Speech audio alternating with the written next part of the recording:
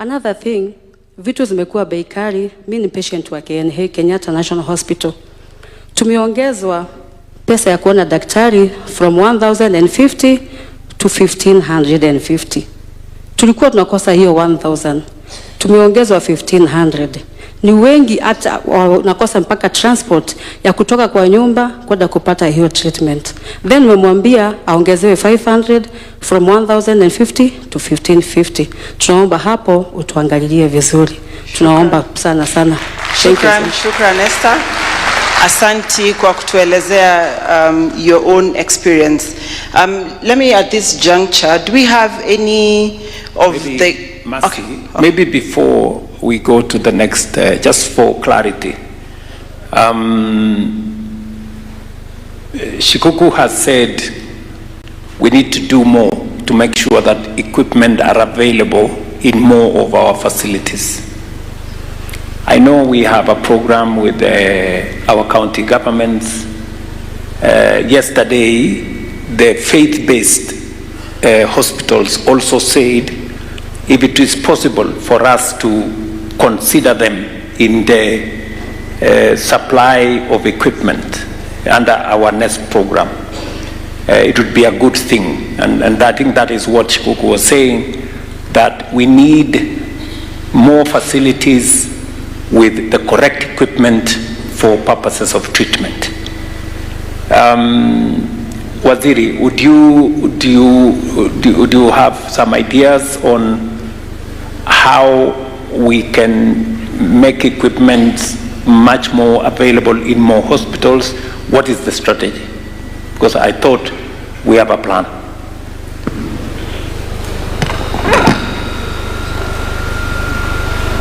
Your Excellency, let me talk for the public health facilities, those which are under the county governments and under the national government.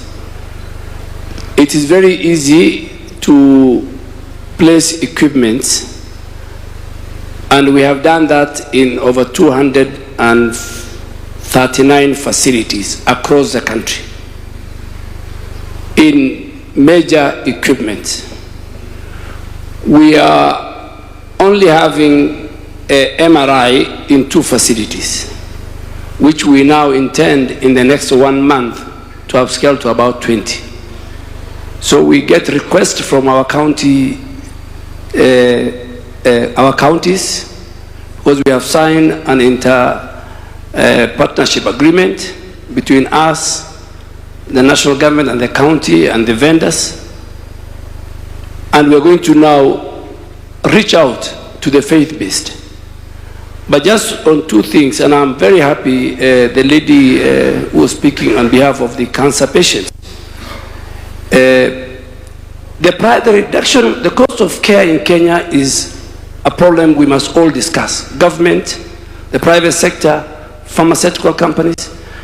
And what she says from 135, that particular drug, to 40, is as a result of an MOU the Ministry of Health have signed with Roche, one of the biggest pharmaceutical companies.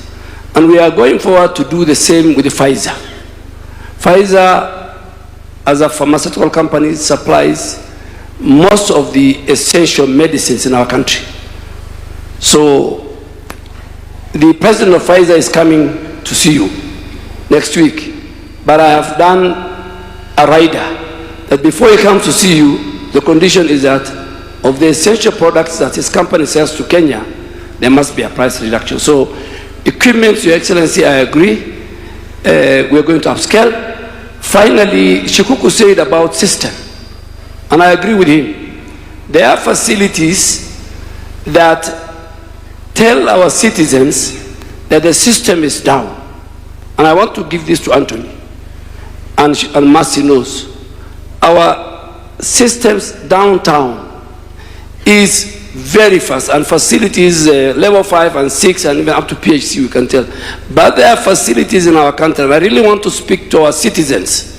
Do not fall into the trap when you are told the system is down so that you pay out of pocket. This is a message we must pass to our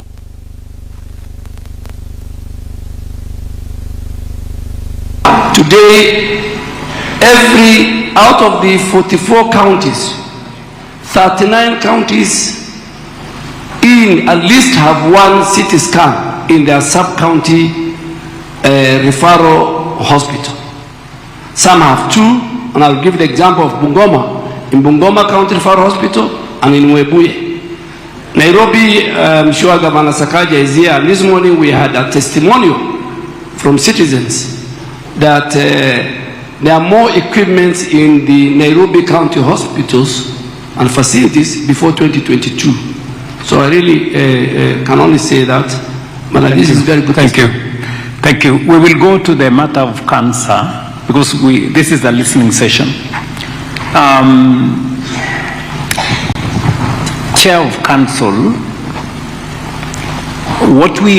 when we signed the intergovernmental partnership agreement, we informed counties and we actually worked with them on the list of equipment available under that program. And it was our expectation that every county will request the equipment which they think will assist them in delivery of service. Is there anything we can do more, Chair, to persuade, to get counties to onboard the equipment? Because I think we had only one county who had not signed the IPA agreement, that was Kiambu County. I'm told last week they have now signed. So there is no reason why every facility in Kenya should not get at least the minimum equipment so long as they have the number of patients that will justify the installation of those equipment. Do you want to say something, Chair? Nairobi Governor might also want to say something. Your Excellency, with respect to the NESP, the National Equipment Support Program, we have intergovernmental agreements between individual counties and the ministry. These can also be amended with respect to what is ordered. If a county that had signed up for 5, say, equipments realizes that they need more, nothing stops them from signing an addendum to request more. And I know in my county, the more we have upgraded facilities, we have actually increased that request. And for a place like Nairobi, I'm sure the governor is going to speak, where traffic of patients is not a problem, there's no reason why, for instance, Nairobi cannot have more facilities with more equipment. The cancer centers have been more regional, save for places like Nairobi. In the rest of the country, they have been at the, what we used to call the general hospitals at the provincial level. But now there is a lot more counties. By the last count, at least 28 counties now have a level 5. Initially, level 5s were only at the provincial headquarters. I would now expect, Your Excellency, each of these level 5s to set up cancer centers and to ask for equipment through NESP so that we can further decentralize cancer treatment, Your Excellency. Thank you. Thank you very much. Governor of Nairobi, something has been said about Mbagathi, but I know for a fact that Nairobi County is among the counties that we have supplied quite a bit of equipment. Governor?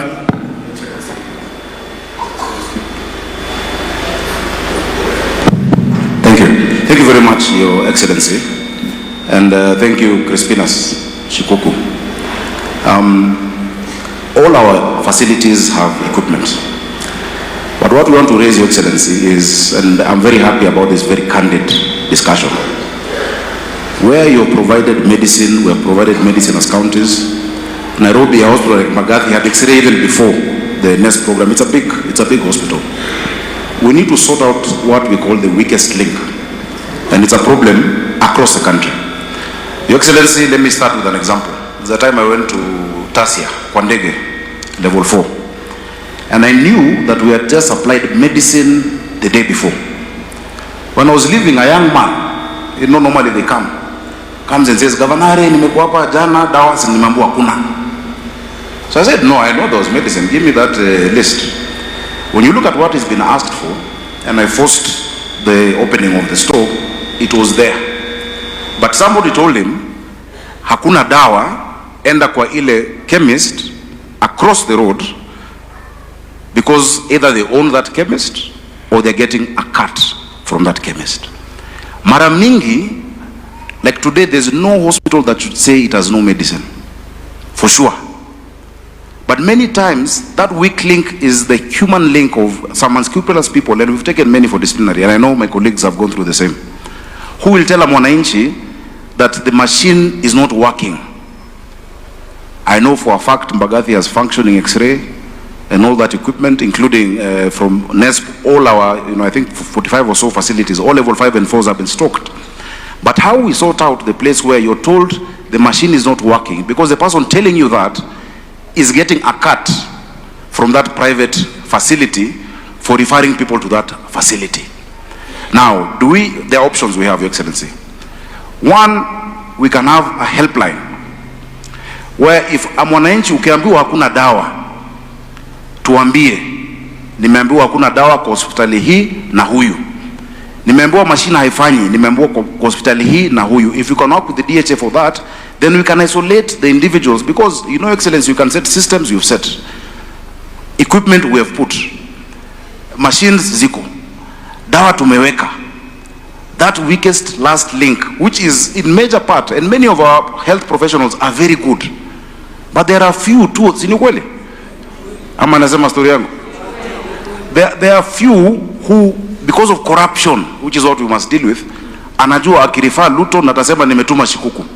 If Shikuku comes and pays 5,000, 2,000 ni yake ama 3,000. Excellency, that is the problem. But in terms of equipment, we have them in all our facilities, Excellency. Thank you very much, Governor. And I think it is a point of feedback from what Shikuku has said, that we have a challenge that we need to sort out. And that challenge we are going to sort out if citizens also help us.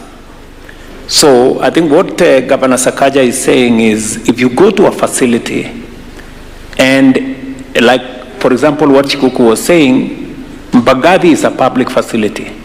He was referred to a private facility to undertake a certain procedure, because whoever referred him, because I know Mbagathi, Mbagathi cannot be among the hospitals without an ICT machine or X-ray machine for that matter.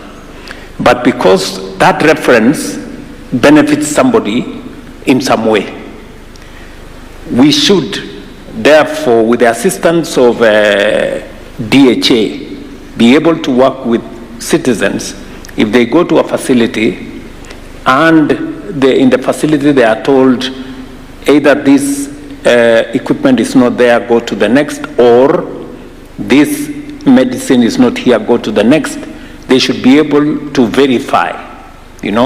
This is homework for us. This is feedback for Mercy and for Anthony and the PS and Minister, for us to go and figure it out and work with the counties to make sure we get rid of that mischief.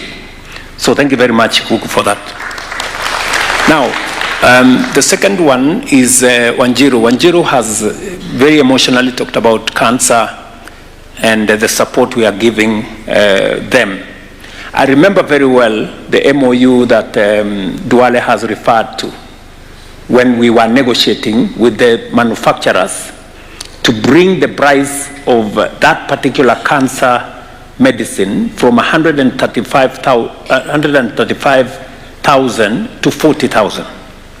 Because our argument was, as government, we have a pool of patients.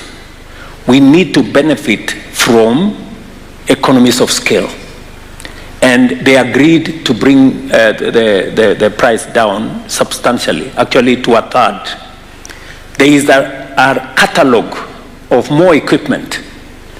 Because of where we are today, and this is important for Wanjiru and all of us to know, that there is power in us negotiating as a government. It is the reason why we agreed with counties that instead of every county going to negotiate with suppliers on their own, let us pool together. We will provide leadership so that we negotiate as a bloc. That way, we have greater power of negotiation. So, to the point of Wanjiru, we've managed to do with one company, Pfizer. I met the president of Pfizer once. I'm doing another appointment with him because quite a substantial part of the medicine that we are using comes from Pfizer. And our engagement with Pfizer now is that they will not be supplying our facilities individually. They will be supplying us collectively. And that is the point why Duale is saying we are going to engage them this time round so that we can negotiate the prices the same way we negotiated the prices for Roche and all the others. So to your point, Wanjiru, we have understood your feedback. We're doing something about it to make sure that we bring those other prices down. But there is one more thing that Wanjiru has said which we have to answer. Wanjiru has said that there is another 1,000 that has become 1,500. And I think she is saying that it is not covered by our SHA. What do we have to say to that? Somebody help me, whether PS or who? Because, yeah?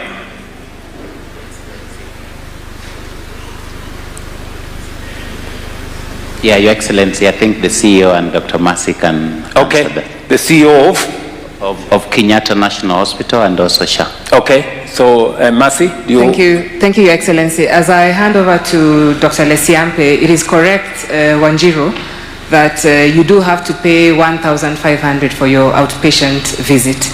Your Excellency, what we are doing about this is, like we mentioned, at the end of October, we are reviewing a benefit package.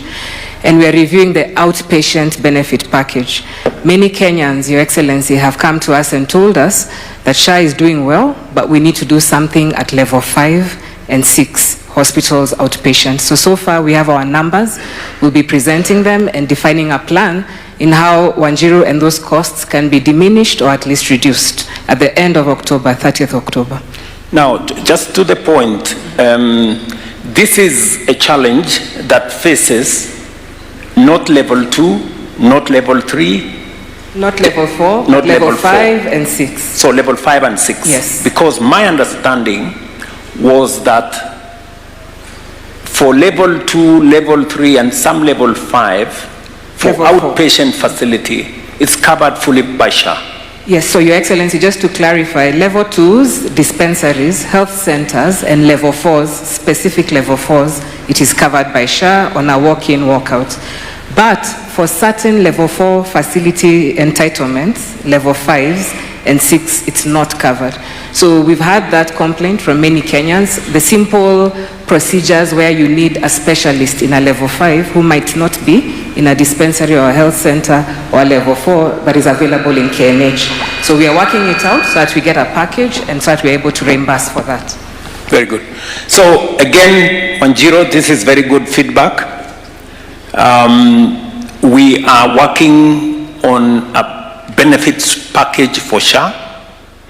We had an initial one because we also wanted to be sure that we don't say we are going to pay for so much and yet we had not had an experience of whether we would be able to pay or not.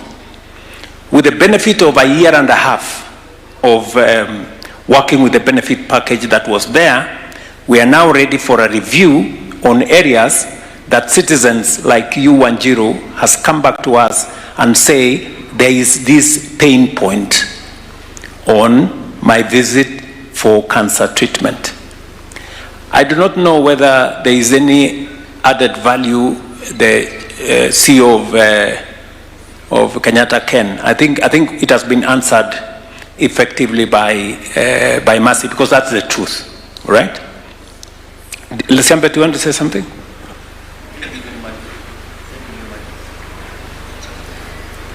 Continue.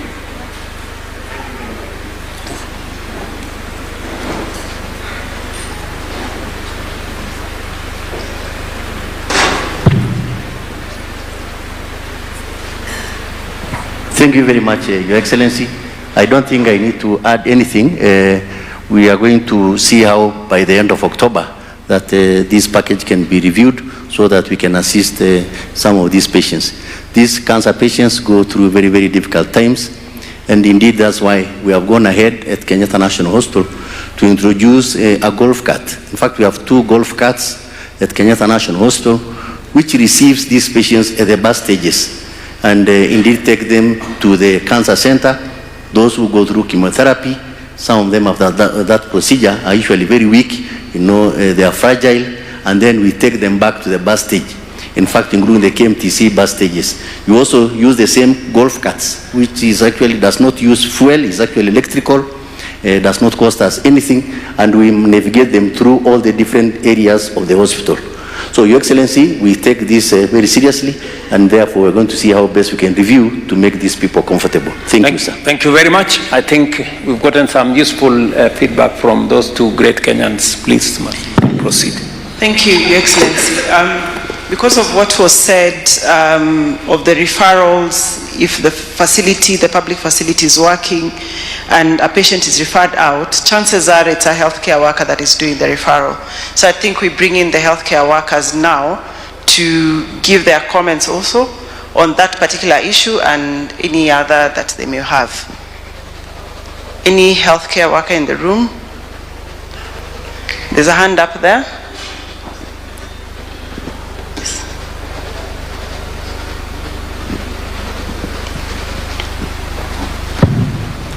Thank you very much, Your Excellency, and the government officials here.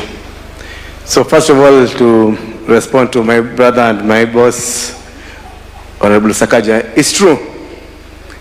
I'm Dr. Dennis Miskela, the Deputy SG for KMPDU, the Doctors Union. It's true that we come from Kenya. Even these healthcare workers are Kenyans. So we know we come with our weaknesses, that in this sack of healthcare workers, there are rotten apples. And as KMPD, we never shy or defend when healthcare workers make mistakes. We also fall sick. So we know that sometimes that motivation to get that extra money through all those bad ways are there. But then again, as healthcare workers, we will also not sometimes allow ourselves with the punching bag that when there is no drug, wameiba madawa. When the machine is broken down, wanatuma watu nje kupata hizo pesa. Sometimes genuinely those equipment break down. Sometimes genuinely those drugs run out. So let us not punch the healthcare worker. They really go through so much to help. But what I can say that, please, can we have a proper feedback mechanism where the citizens themselves can report?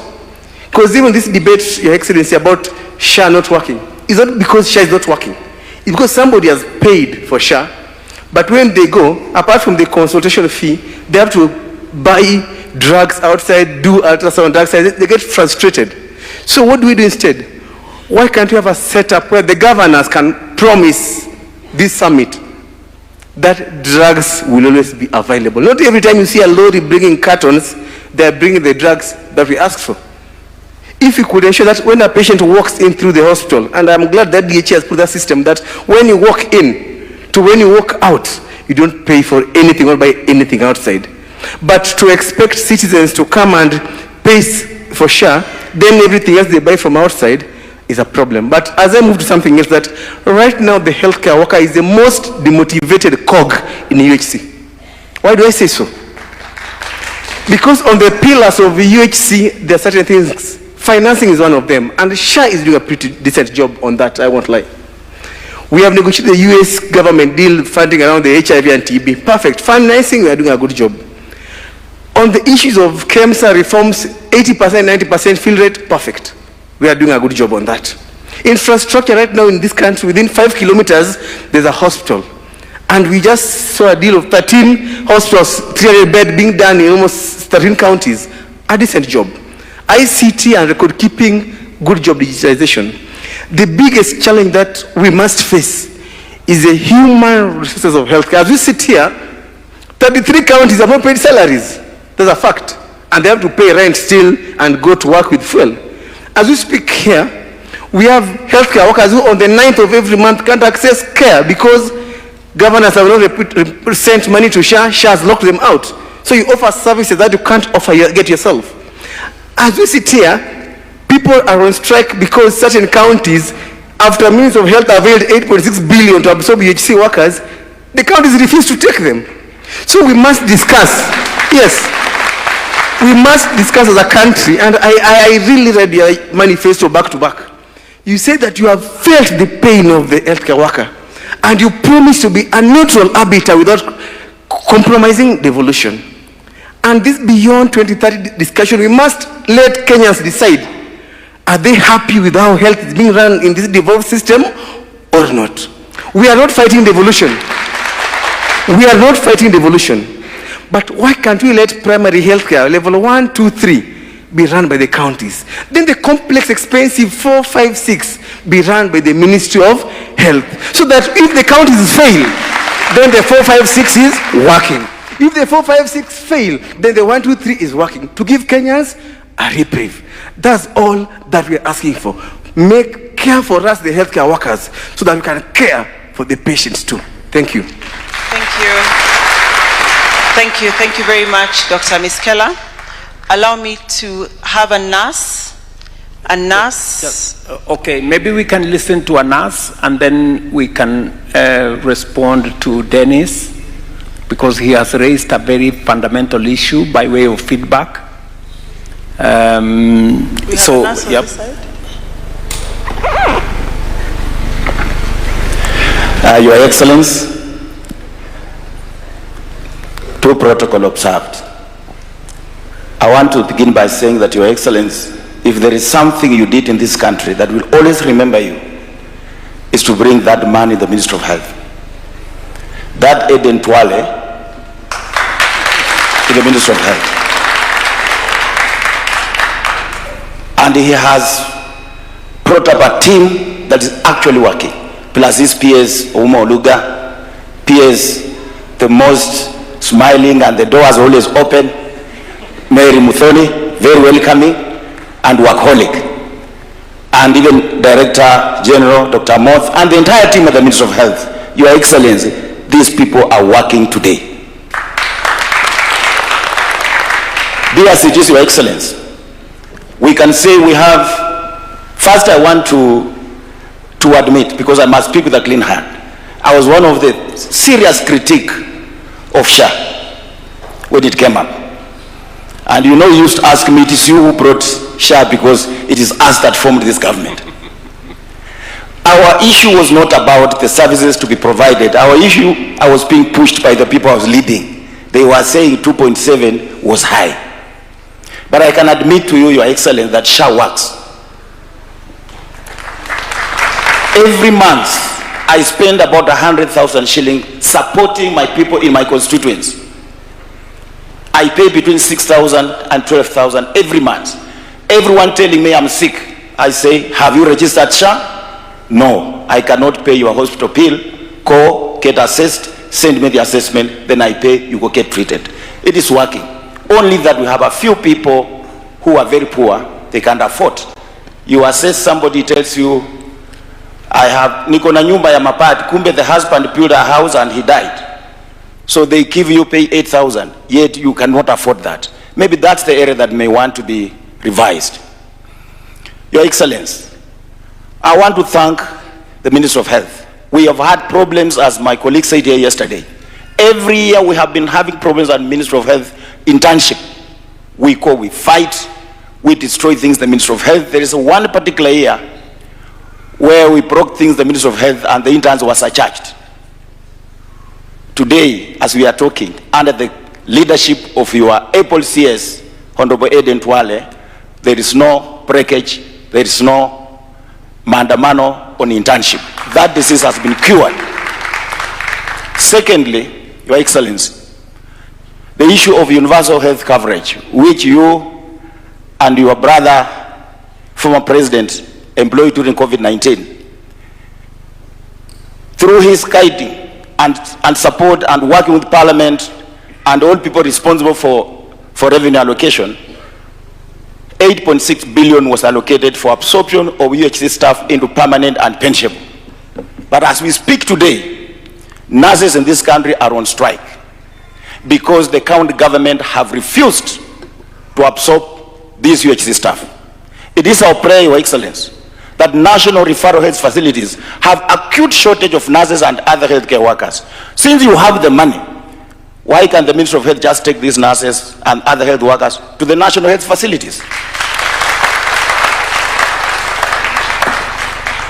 Your Excellency, we can talk about medical products and technology, health information system. Of course, the health information system has worked very well. You know, that's why yesterday you said that Kinamugos have been removed from the system. I will want to say, under that health technology, health management system, they should be linked to the medicines and even equipment, so that if Governor Sakaja has supplied medicine to Hospital A, there is somebody somewhere who is in charge of looking at the system and knowing that this medicine is in stock. So that if a client goes and is told this medicine is not there, and he calls that number you want to establish, a person who is not in that hospital will be able to call that hospital and say, our system shows this medicine is in stock. Why are you not giving out to the public, the patients? For us as nurses, we are happy because, Your Excellency, our services we don't refer. Nursing services we cannot tell you go and get it outside. We will give it because we always have it. So we may not be actually affected by that. Your Excellency, a demotivated workforce, a workforce that has not been paid, cannot deliver services. As we talk today, yesterday, Your Excellency, you said all the county government received their share of revenue for the last financial year 100%. County governments today, Your Excellency, have not paid statutory deduction and third-party deductions. They have not paid loans. They have not paid pensions. Some have not paid loans in the last financial year. As we speak today, August is coming to an end. Health workers have not been paid salary for July. They have not been paid salary for August. Will end next week. How do you expect these health workers to go to work, to feed their children, to pay rent? You are embarrassing health workers in this country. If you are a health worker or a public servant and you have been paid salary and you don't pay for your rent and your landlord throws you out, Your Excellency, human resource policy requires that you are disciplined because you are embarrassing the employer, who is government. Now, since we are the ones being embarrassed, what do we do? Can we sack the employer? The only weapon given to us by the Constitution of Kenya under Article 41 is to go on strike. So we are asking, we open a conversation. Are we ready as Kenyans to continue having the healthcare system that is very critical in the hands of devolved system, where only 9 counties, Your Excellency, in this country have had their budget passed up to now? 14 have never submitted their budgets. 24 have had their budget rejected. Are Kenyans ready to have the health human resource with these administrators who can't even have their budget passed, who can't even afford their budgets? This is a conversation that we need to open. Thank you. Thank you very much. Your Excellency, the last one. I cannot sit with before saying this. I'll be lynched by members. I'll be lynched. Your Excellency, in 2017, you and President Uhuru Kenyatta gave nurses a return to work formula, where you improved our terms and conditions of service. From that time up to now, that return to work formula of 2017, Your Excellency, has never been implemented. It has been a cause for 4 strikes, including the one that's going on right now. I know you have goodwill, and you mean goodwill for this country. Through your goodwill, I'm requesting you to ask the chair of the Council of Governors to sit down with us on Friday, have a solution. And SRC should be on board. Because in 2017, we had that CBA, it was taken to SRC rejected.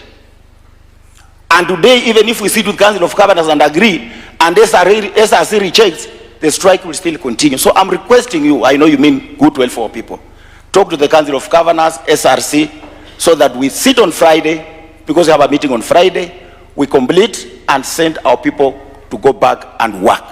Thank you, Your Excellency. Thank you. Do we have any other representative of healthcare workers? Any clinical officer? Okay. He's up there.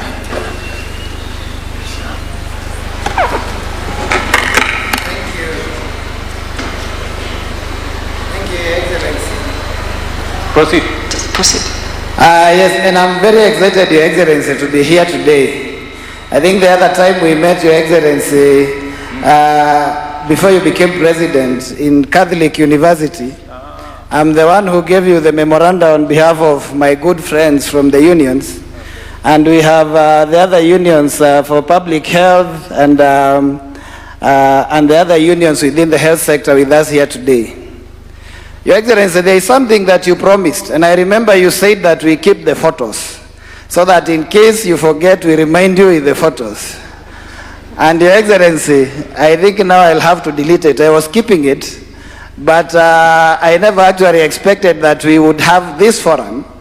And you know, this is the first time we are having the head of state seated with us to discuss the matters health.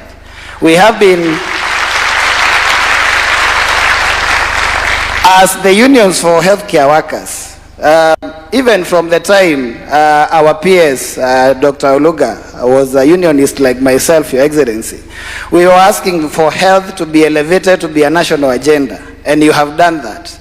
And you promised when we met, you said that you are going to push for bold and deliberate reforms, and I'm happy that today, even those who are critical, and Your Excellency, I was one person who was critical at the start. One thing we agree on, they are bold and deliberate reforms. Maybe the other things that we are discussing is the implementation of the same. But where we are now, and you'll note that now the criticism has gone down, is because we have seen that it's working. I want to pick it from where my brother Ms. Keller and Seth Panyako have left. And sorry, I forgot to introduce myself. I'm Peterson Washira, the National Chair, Kenya Union of Clinical Officers. There is an opportunity within the Constitution, even without having to reverse ourselves to the national government. Under Article 189, the one that has been used to have cooperation agreement between counties and national government, it also provides that we can actually have joint authorities, either under the 47 counties or the 47 counties with the national government. And because what we are looking for is a unified system to manage healthcare workers, so that we have uniform standards across the board, for us, Your Excellency, we see a quick opportunity that if you can be able, through the Intergovernmental Coordinating Summit, deliberate under Article 189, it is actually possible to have a joint authority to be able to manage the health workers across the 47 counties under one authority. And Your Excellency, I must thank you because you inaugurated the KHRAC, the Kenya Health Human Resource Advisory Council. Since 2017, when the Health Act was actually enacted, this very important body that looks at the healthcare workers' welfare and the many things that are taking us on strike was very dormant, did not even have a board. But you took the step and you put it in place. And now we have an opportunity to be able within that system to provide some of the solutions that are needed for the same. So Your Excellency, for us, because you promised that you are going to be an arbiter, what we request is that you assist us so that we can have a joint authority. Within this joint authority and within the mandate of the KHRAC, we can be able to bring our specialists from the counties to that authority so that they can be available across all the counties, because the Health Act 2017 provides that our specialists are supposed to be a national asset. And that means that they should be available across the country. But with the current setting, that is impossible. If we have an authority, then they will be under that authority and can be deployed across the board. Lastly, Your Excellency, it is not only nurses who are on strike. We also have clinical officers, public health officers, and all the other workers other than the doctors. And especially the case of clinical officers is much easier because we had already agreed on a CBA, but there are some counties that have taken long to sign. We were supposed to sign on 2nd of February, and there was an invite from the Council of Governors. But as we sit here, only 16 counties have actually signed. We don't understand why the others have not signed. And it's something that, Your Excellency, if you can be able to mediate, we can be able to conclude very fast. Thank you, Your Excellency. Thank you, Peterson. Now, that's quite a handful of manenos, but I think it's very good feedback. Let's begin, and I agree that machines, computers, medical commodities are all good. But without the personnel, they remain items. And they cannot, they cannot amount to service. For it to amount to service, people must be there. At the heart of health delivery is the health workers. And let me say the following.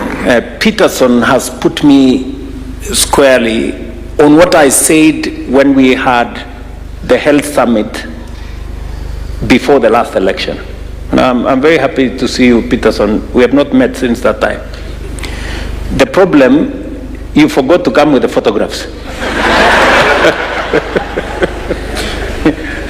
and I already gave you the leave. I told you, keep these photographs so that in case I forget, remind me, tell Mr. Boss tulikubaliana hii, unaona hii picha. But I guess you also agree that 80-90% of the things we agreed at the Catholic University, we have implemented. There are some outstanding issues, among them the issue you have raised, and I'm going to see how we can navigate so that we can take this forward. So human resource is a critical part, possibly the most critical part of the delivery of health as a service. To give it to the counties, and when I said I'm going to be an arbiter, you can confirm, and the chair of the Council of Governors here and the governors can confirm that the relationship between the national government and the county governments is way better than it has ever been. Because I deliberately chose to work with the counties, to engage in dialogue, and I must also say the counties have been very understanding. Whether it is the payment of CHPs, we've done it together. Whether it is the passing of the laws, they were always in the committees. Whether it is the equipment, the National Equipment Service, we have an intergovernmental partnership agreement. And everything else, we have worked together. Now, Up to that point, we are good. You have raised, Dennis and my good friend said there, have raised issues that I'm sure the council will want to respond, because this is not a place for judgment. This is a place for feedback, so that we're encouraged for the things we are doing right, and we are pointed out the things that are not going on in the right direction so that we can improve. It is true what I said yesterday, and the chair of the council can confirm that we have transferred all the resources for last year. We never crossed with any shilling belonging to counties, and the money for July was already paid. The chair explained yesterday the reasons why some counties have not paid the July salaries. But what these good people, representative of health workers, Dennis and Seth, are saying is also correct. You know, a whole, if today is the 19th, right? 19th of August, and salaries of July have not been paid, there is a problem, you know. So we need to tidy up that, because otherwise we demotivate the most critical aspect of our health delivery. I agree with you, and if there is anything that the national government can do to support the counties on that matter, we are willing to go out of our way to support the counties so that that matter can be sorted out. The next issue is the issue you have raised on deductions, and that by the 9th, when SHA says that you haven't paid and therefore you cannot get service, I thought we created a bridge. I thought we, Mercy, you know, because it is not right that we don't provide service because an employer has not remitted the money, which they are going to remit anyway, you know. So I think that we had that conversation. I don't know whether Mwai or somebody or yes. I'm being told to do it, Your Excellency, so because it's hot. Your Excellency, yes, we did have that conversation, and we agreed to move from the 9th to the 25th. We just need to tie up an agreement with Treasury and then be able to work that round. So we haven't implemented it yet, but you did initiate those discussions and give us the instructions that we sit with Treasury and move from the 9th to the 25th, at which date Treasury had committed that all monies would be with the counties and we wouldn't run into this problem. So it is on us, Your Excellency, we will need to implement that. Yes, Adam. Your Excellency, this is a matter that we have discussed a number of times. That healthcare workers who are treating Kenyans on the 9th themselves are locked out. And when we were at the summit, I think why we kept is that, and the chairman was there at the summit in December, we found out that majority of the counties were committed to paying before the 9th. Wajir is one of them that has been paying before the 9th. I think what we are not discussing here is the flow during the transition of the two financial years. But Treasury have been dodging. We just need to do an MOU with the National Treasury. We are the ones who pay both the national government and they pay the county governments. At times even we have a problem with our own civil servants, the chief contribution.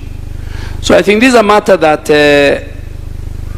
ourselves and the chair can now get just a final MOU commitment with the National Treasury and we should not discuss it anymore. I think the healthcare workers, you can assure them of that commitment in the next 2 weeks. All right. So let me tell the representatives of our healthcare workforce that this is feedback that had come to me, and I had already given direction on what we should do, because it is not correct that a healthcare worker is providing a service to others which they themselves cannot benefit from. It's a contradiction. And secondly, this is a healthcare worker who has a contract. They are not about to run away in between the month.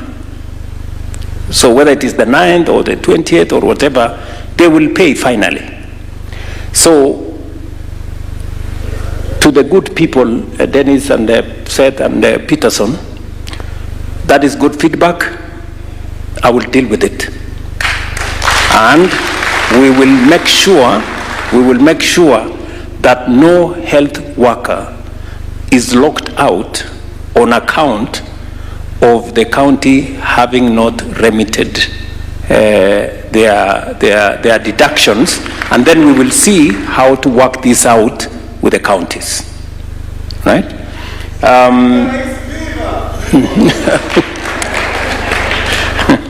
Dennis, this is not a demonstration.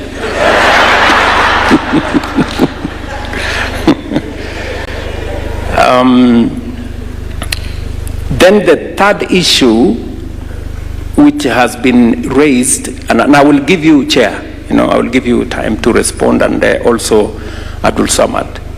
The third issue, by way of feedback that has come to us, is the outstanding CBA agreements with nurses and with the other health care workers, and the need for us to bring on board the Salaries and Remuneration Commission. The Salaries and Remuneration Commission, as we all know, is an independent institution, but we will socialize them to the need for us to have an agreement with the Council of Governors and with the health workers. So again, that is some homework for me. I will make sure that the SRC comes on board. I'm sure the Council of Governors will also do their bit, and they are here, they will speak for themselves. Finally, is on the issue of the staff, former staff of UHC. We did make available resources to transition these good people to permanent and pensionable. We made the resources available. We just have a minor issue between us and the counties, which we should be able, I think, Chair, ladies and gentlemen, let us sort this out. And let's give ourselves a maximum of a week and sort this out. I have given options. I have said, if the counties have a problem absorbing these workers, the national government will absorb them.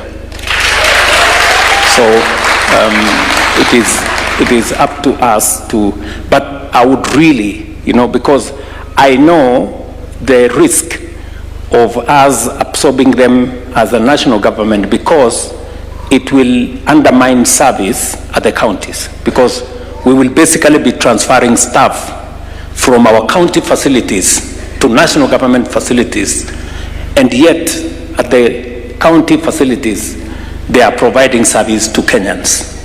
In any case, we don't have national government Kenyans and county government Kenyans. We only have Kenyans. Yeah? So I think this is something that between me, I undertake that between me and my good brothers and sisters at the county, we'll look at it. Chair, and then Abdul Samad. Your Excellency, let me have a first go at it, and then my colleagues will back me up. Your Excellency, we are good friends with these union people because we spend a lot of time with them as governors navigating these matters. But the things said here should not take away from what counties have been able to achieve in this sector. This morning when we were in the other hall there, we took cognizance of the fact that in 2013, in the run-up to the first elections, under the devolved system of government, we had about 900 doctors in district hospitals. Today we're talking of close to 5,000 doctors in county hospitals, Your Excellency. Your Excellency, you very well know that I'm a returnee governor. I served in the first term. I was out for 5 years and I'm now here. I inherited Wajir with one doctor. I think that one doctor is here. Dr. Somo, I don't know whether he's here. He was in the hall today. Today we have over 70 doctors, of which over 20 are specialists. I remember advertising for a consultant 3 times, and no Kenyan was interested to come and work in Wajir. And I went and sat in the office of General Kaiseri, and I said, you need to give this Ethiopian doctor a work permit because he's a consultant. I can't find a Kenyan consultant. And that Ethiopian doctor was the only consultant in my county for years until we sent our own doctors to go and specialize and become consultants. He died in a road accident. He's called Dr. Zanai. People know him in the medical profession. So the things people say here about counties and devolution are not, it's not what it is, Your Excellency. Your Excellency, there are things, I think this reaction, first of all, emanated from what Governor Sakaja said about people being sent to private facilities, and I'll respond to that last. It is true, Your Excellency, and I said it here last night. Since you came into office, we have not had instances of crossing over and merging finances of one fiscal to the other. It was very ordinary in the past for June allocation to be paid in July or in August. We have our June money. We have our July disbursement. But there is another matter, Your Excellency, of the treatment by independent officers and commissions, and especially the matter of COB with respect to county government. We have asked for an IBEC, which His Excellency the Deputy President chairs, and IBEC will happen on Monday. This will be one of the issues that will be discussed. As for those counties that are yet to submit a budget, Your Excellency, those are the vagaries of democracy. Budgets are drawn by the executive, but they're approved by the county assemblies. And sometimes they take their time. And they sometimes, you know, and we don't meet certain deadlines. But the financial architecture has taken care of that. Even when a county has not passed a budget, the law, PFM Act, allows that county to access 50% of the last year's budget within the first 6 months. So those are things that we will navigate. This particular incident here of 33 counties not being able to pay salaries, as I said last night, is just as a result of the fiscal year transition from one to the other. Once all these budgets are approved and uploaded into IFMIS, it happens once a year, so it will not be an issue. Most of the time in the past, it has been an issue of disbursement and releases of money. In this particular case, Treasury has disbursed. We are having crossover issues, which we will deal with on Monday with COB and at IBEC. Your Excellency, on the issue of CBS, as far as I'm concerned, Your Excellency, the only active issue, strike, which is not in all the counties. Nurses are not striking in my county, for instance. We have talked to them and we are doing their promotions. We have promoted most of them. They have no issue, they are at work. But in some of the counties, I know nurses are striking. The CBA that they're asking us to enforce today, Your Excellency, and I can easily provide a copy to you, was signed in 2017. 2017. And when they came to see me, I also blamed their leadership. I said the clinicians came and formed a union after this CBA, and they still had their matters largely sorted out. If there are counties that have not signed, because we have already made that commitment at COG level, that's an issue you don't have to call a strike for. You just need to speak to me and tell me which counties. But Your Excellency, this CBA of 2017, I asked the union leaders, how many chairs of council have been here? President Ruto was not even the president then. How many ministers of health have been here? You are raising it now. But the amount we're asking for is what was to have increased from 2017 to date, when a shilling has not increased. So we met as a leadership and we made a very good offer. And we also told them how we will move to where we ought to be. Given that nothing has moved, not a dime, from 2017 to date, and they are to come back to us on the offer that we made to them.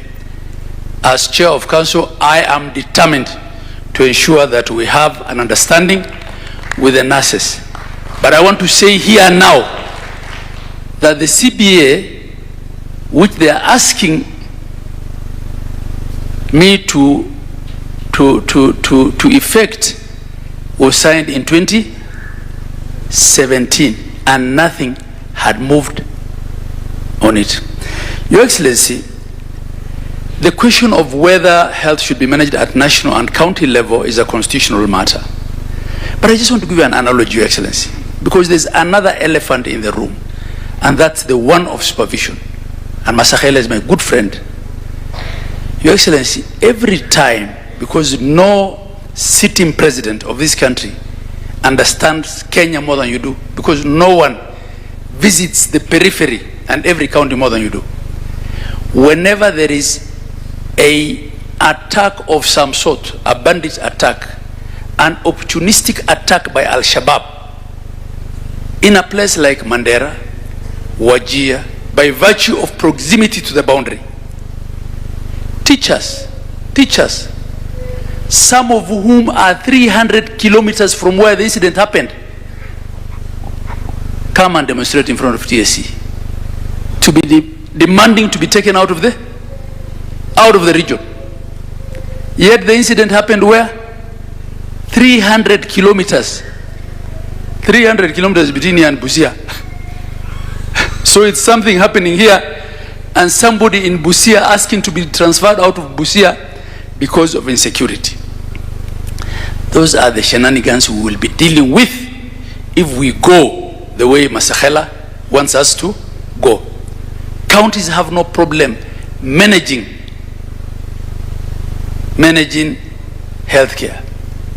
5 or 6 of His Excellency's cabinet secretaries were governors managing counties. There is not a single governor today who cannot manage a docket at national level if he gets the opportunity from His Excellency the President. That is not the problem. The problem is systemic issues that we have to deal with. The approval of funding by COB and the like. Your Excellency, coming to the last matter, which is the matter of conflict of interest. Conflict of interest.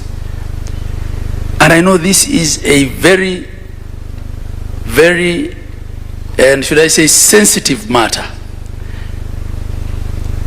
Your Excellency, the problem you have in this country, which is a good problem, is that you are running a very democratic country. And democracy limits your hands in dealing with certain things just the way it also limits my hands as a governor. We have a situation in our counties where doctors who have been trained with government money, some of whom are consultants that counties have been paying their salaries, and sometimes they're away for as many as 5 years. I have one who was away for 9 years. He's specialized and specialized further. And then COVID happened, he stayed longer. When they come, what do? They set up specialist clinics next to our hospitals. And they want to use the government salary as a retainer, as a safety net, but earn more money running their private practice. And these are the issues that we are having with our doctors. And I don't want to raise it here, but we're having a frank conversation. Those are the issues that we need to deal with.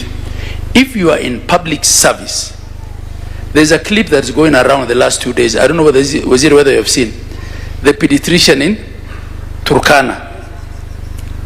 A Kenyan, I don't know whether that was on national TV, saying he met this pediatrician in Turkana who does 4 days a month in Turkana. He does 4 days a month. Your Excellency, is it fair for the Kenyan taxpayer to pay a consultant 400,000, 500,000, and there are consultants who earn 700,000? I know consultants who earn more than deputy governors, Your Excellency, and I can provide you with this data, to work for 4 days a month. I think those are the things we need to discuss with. Having said that, Your Excellency, I will make an effort as chair of council to even get into an arrangement for the purpose of salaries, so that we allow counties that are having challenges paying salaries to also have a soft arrangement like some of us do with Kenya Commercial Bank, so that they pay salaries on time. I can face Panyako because I have paid my salary, I have paid my chief, I never delay in doing it, but you cannot come and generalize things here. I thank you, Your Excellency. Thank you very much, Governor. Do you wish to say something? Samad, please help me. The chair of Committee of Council of Governors, briefly. I think we know each other with the union leaders on first-name basis. And I think the number of calls that I get from them and communication is probably more than what I discuss with you. I want to start, an example is Peterson, Kenya Union of Clinical Officers. The last conversation I had with Peterson was actually just yesterday, Your Excellency. And it was myself, together with Governor Sang, that actually negotiated the return to work formula. There's some things, Your Excellency, that are beyond us. SRC is a constitutional body. I have to go out of my way, and the Secretariat, the able Secretariat of the Council of Governors have to go out of their way, because we need no objection from SRC. I signed, other counties have been able to sign, others are in the process of being able to sign. But even after that goodwill, you're still being told that, and I actually had to call him and tell him there's a level of goodness that we can also be able to do, because if we have signed and have done our part, there's really so much that we can be able to do. The doctors, in fact, I know that I'm meeting them on Thursday, actually, Your Excellency, which is tomorrow. Is it tomorrow? Yeah, on Thursday, I'll be meeting the doctors. Some of the issues that we've been able to do and work on. Today, we're implementing a CBA, including paying salary arrears, including, we actually had to personally call the head of the Ministry of Public Service for purpose of getting a special code for ensuring that we pay the salary adjustments and so forth. The issue of nurses, Your Excellency. Prior to the strike being in place, the Council of Governors had already put a team and they were already negotiating. Negotiations had already started. And even without anything else, the nurses opted that, yes, they want to go on strike. I've heard the issues that have, and it is okay. It is okay because of positions that we hold sometimes, it is important for unions to be more tough on counties like ours. Because of the fact that maybe we speak on behalf of the other governors. But I, like the governor of Wajir, I think probably because of this transition, for the first time, I delayed salaries by 2 days or 3 days. I have no debt with any single employee in the county government, including statutory deductions and everything else. The issue that we're trying to make sure that it does not happen, you need to ask yourself, Your Excellency, what are the conditions that made a CBA to be signed in 2017 that every government that has been able to come through has not been able to do a CBA like that? When you sign a CBA, when you're in a position that you're under duress, because that CBA was signed on an election year. That CBA held people at ransom. Allow me, and it is the reason why, Your Excellency, I sat down with the two gentlemen at the council offices, and we gave them an offer. And we said, this is our offer. The least that would have happened is we're coming back now, even as we speak right now, there are so many who have gone and broken court orders because of the fact that there's actually a court case that they're actually meant to return. Because when you speak to someone and you're holding a gun on their head, you're dictating, you're not speaking. You speak under equal terms, and if we've shown that level that we want to be able to speak, the same way I've been able to speak to the Kenya Union of Clinical Officers, the same way I've been able to speak to the doctors, we were able to sort out strikes and we were able to amicably solve issues to do with many other cadres that are out there.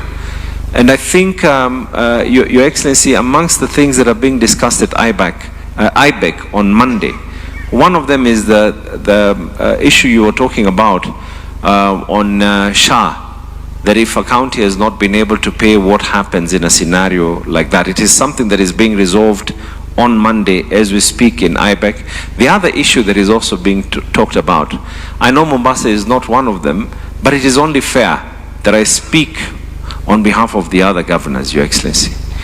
The issue that is being discussed on Monday is also issues to do with COB. When a county like Nairobi and many other counties have not had their budgets approved, and COB opts and decide that, it is just a bloating or something. But anyway, COB has decided not to do some of these other things in time. And Your Excellency, there's actually a notice that COB themselves have actually put out, that there would be a crisis on salaries. And it's not salaries just for nurses or doctors or clinical officers alone. It is nurses, including the governors and the deputy governors and the CECs and chief officers and everyone else. So, for those governors, the same way we have doctors out there who decide not to go to work, which is a fact. They decide not to go to work despite the fact that they're being paid salaries. One of the reasons why you hear that SHA is not working, Your Excellency, and this is a true story on my part. I went to a hospital and someone could not be discharged because the way SHA works is, and it has been beautifully designed so that there's no fraud. The person, the clinical officer or the doctor has to be able to sign them, and it is because it's geo-fenced. When that person is not there, then you're told that SHA is actually not working. But as a matter of fact, there's a person who was meant to do what they need to do when they were not there. Now, as much as there are doctors who spoil the image, if there's one or two who have decided that, they're not paying statutory deductions, as my chair has said, that is the price of democracy because someone voted for them. It does not mean that the system is wrong. It means that there's someone who did wrong. We do not know the kind of president we'll have after 2032, Your Excellency. We pray for your long life up to 2032 that we take. But what happens when we get someone else who's going to be rogue? Does it mean that the system will have to be now reversed, that things have to go back again to counties? Have we not had situations where this country has had teachers' strikes and teachers' national government? So, Your Excellency, this is a conversation, and I think the issue of human resource is something we need to sit down, and I'm glad you've actually given us a deadline and a timeline. There's a discussion we're having with CS Duale on the issue of UHC. There is no one who does not want. It is only that we do not want a situation where we can have a problem of continuity. That is all that we are saying. But we value every single healthcare worker, we value every sweeper, we value every fireman, we value every single employee who works for our county governments. And please, let's reciprocate on the same. Thank you very much, Your Excellency. Thank you, Chair. I think that is a fairly balanced conversation from where I sit.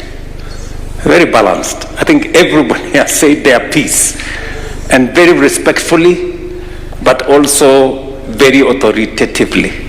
And I think we have agreed on a way forward on the CBAs that are outstanding.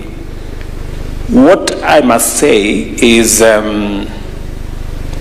even as we agree here, I am a very big supporter of the Salaries and Remuneration Commission. We must respect their mandate, because they help us to balance between recurrent expenditure and all the other expenditures. So even as we negotiate, let us take their view into account so that we balance things out. I agree with the Council of Governors that sometimes we have challenges with the approvals from the Comptroller of Budget, and I'm happy that you have set up a meeting for Monday so that that can be ironed out, and we can have the counties to discharge their responsibility as is expected of them. Let me say two final things on this matter. There is somebody who said that there is an issue about how much, I think it was Panyako who said some people, when they go and they are being means tested, sometimes they do not get the right, testing, because maybe they said they have this, maybe the assessment was not accurate and that kind of thing. I think that's homework for us. We need to continuously sharpen the means testing instrument. That is homework for at least my office, especially Mwai and the professionals who work with me, so that we can assist the ministry to sharpen the means testing instrument. Is that correct, Mwai? Yes. I want to just promise you that we're still collecting data on making sure that when we do an assessment of a citizen on how much they pay, we must be as near accurate as possible, so that we do not burden a citizen who has a certain ability and we misjudge them to have a different ability. So that is a good feedback, but already it is in our radar that we have a means testing instrument. We are still gathering data, and we are using, we're trying to access data from different sources so that we can have a much more accurate means testing instrument. Let me, however, say that there are people who have means, and this is Kenya, There are people who earn more salary, they have better businesses, but you will find them complaining that they want to pay the least, when in actual fact, they should be able to pay more, because the assessment that they go through says a different thing. So we must continuously not burden, and I must say this, the people who earn salary, everybody knows their salary. But there are people who make as much money doing business, but they don't want to pay as much as those who have a salary pay. They want to pay less. That is unfair. In fact, the court instructed us that we must be fair. You know, those who have a salary must pay. Those who don't have a salary must also pay, and they must be assessed correctly. So I think that is an area that we will keep improving as we go into the future. One final thing that was said is on the matter that Peterson raised. I think when we were in that summit, when I made commitments, I said we will find a mechanism which will bring the county governments and the national government into a place where we can discuss health, human resource issues. You remember Peterson? And that is the reason why we set up the KHRAC, right? The Advisory Council.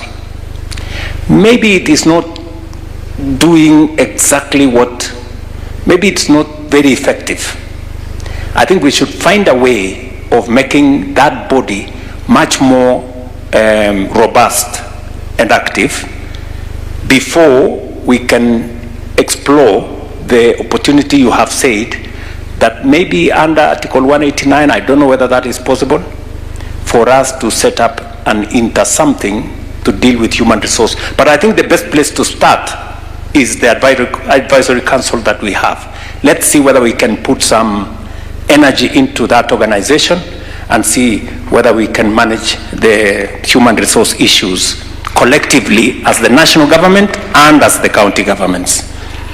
And I think we have agreed on the UHC staff.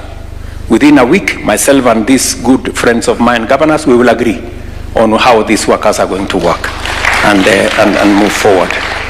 We have also agreed on statutory deductions. That is my homework. That I will sort it out. We have to, because it's not right for us to deny citizens who are working access to health on account that their deductions have not been received by us, yet they have already been deducted, and they will be paid anyway. We must find a solution. With the treasury, without treasury, Aden Duale, please sort that out. If you need some ideas on how, look for me. I will give you some ideas. I think those are the issues. I don't know whether they are Mercy. Thank you, Mr. President. I think we have discussed the healthcare workers quite comprehensively. Next, I'd like us to have a conversation on renal care. It's an important conversation because in there are issues of non-communicable diseases such as diabetes and hypertension that can cause, complications on renal care, the issues of dialysis, the issues of transplant, and also the immunosuppressive medications that transplant patients sometimes require. So I think we can unpack all of that and have a conversation around it. So we can start by somebody with a lived experiences on renal care. All right, you're already up. Please, the floor is yours. Thank you, Master. Your Excellency, distinguished ladies and gentlemen, my name is John Gikonyo. I am the President of the Renal Patient Society of Kenya. I'm also the Vice Chair of the Non-Communicable Diseases Alliance of Kenya. I am a kidney patient myself, living with a kidney transplant. I got my kidney transplant in 2015 at the Kenyatta National Hospital. And I'm proud to say that between then and now, the good people at Kenyatta National Hospital have taken good care of me and other renal patients, and that's why I have known nothing but good health in those 11 years. Your Excellency, I represent a group of people who are considered to be the greatest beneficiaries of the Social Health Authority. And I say this because the cover we have for both dialysis and transplant is, honestly speaking, quite generous. A patient on dialysis in Kenya is covered for 2 sessions every week, each session at 10,650. If you total that for 1 year, it's 1.1 million shillings per year. Now, a lot of people would not be able to pay 1.1 million shillings to pay for 2 sessions per year, and therefore the 7 or 10,000 people currently living on dialysis literally owe their lives to the Social Health Authority, and we don't take that for granted. The patients who are lucky and able to get a transplant like myself, we have a SHA package which covers 1.1 million. That is for pre-transplant evaluation. Then there is the transplant surgery itself. There is the donor nephrectomy, that's removing the organ from the donor. And then there is the post-transplant management. If you total up all those figures, they come to about 1.1 million shillings.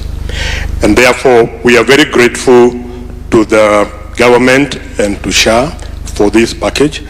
And we would like to encourage SHA to continue supporting us. We would like to encourage SHA to speak to us regularly, because sometimes there are challenges, particularly access challenges, that need to be ironed out so that whatever is not going on well can be sorted out. And I would like to pick a few issues. The dialysis package, like I've said, is 2 sessions. But if a patient gets admitted, if a dialysis patient gets admitted to hospital, they are only covered for 1 session. And this is a bit strange, because if you are on dialysis, you are already a patient who is unwell, but if you now need to be admitted, it means your health has deteriorated, which could probably mean you need more dialysis than the 2. Remember, international best practice recommends 3 dialysis sessions.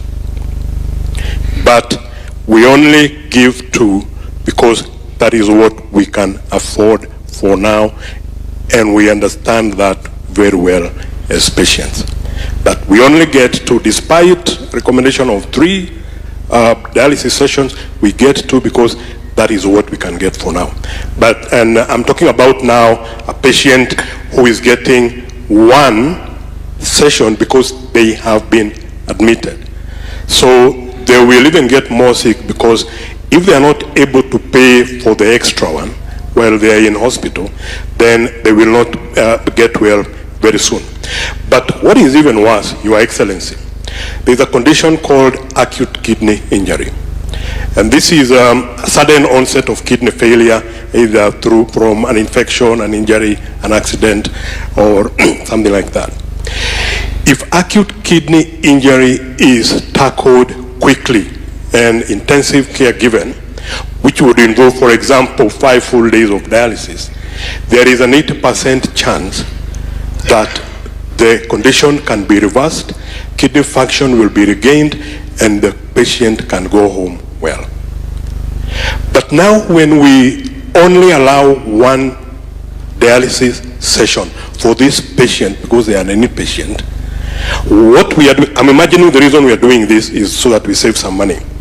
But what we end up doing, and this is very sad, is that we are saving 50 or 60,000 at the risk now of sending this patient to full-time dialysis, for which we will need 1.1 million per year, and they will have a very bad outcome and a reduced quality of life. So these are some of the things we would like that SHA to reconsider, so that people get the care that they need at the time that they need it, because some of the access rules, unfortunately, are not fair to the patients. We have, like I've said, a post-transplant package.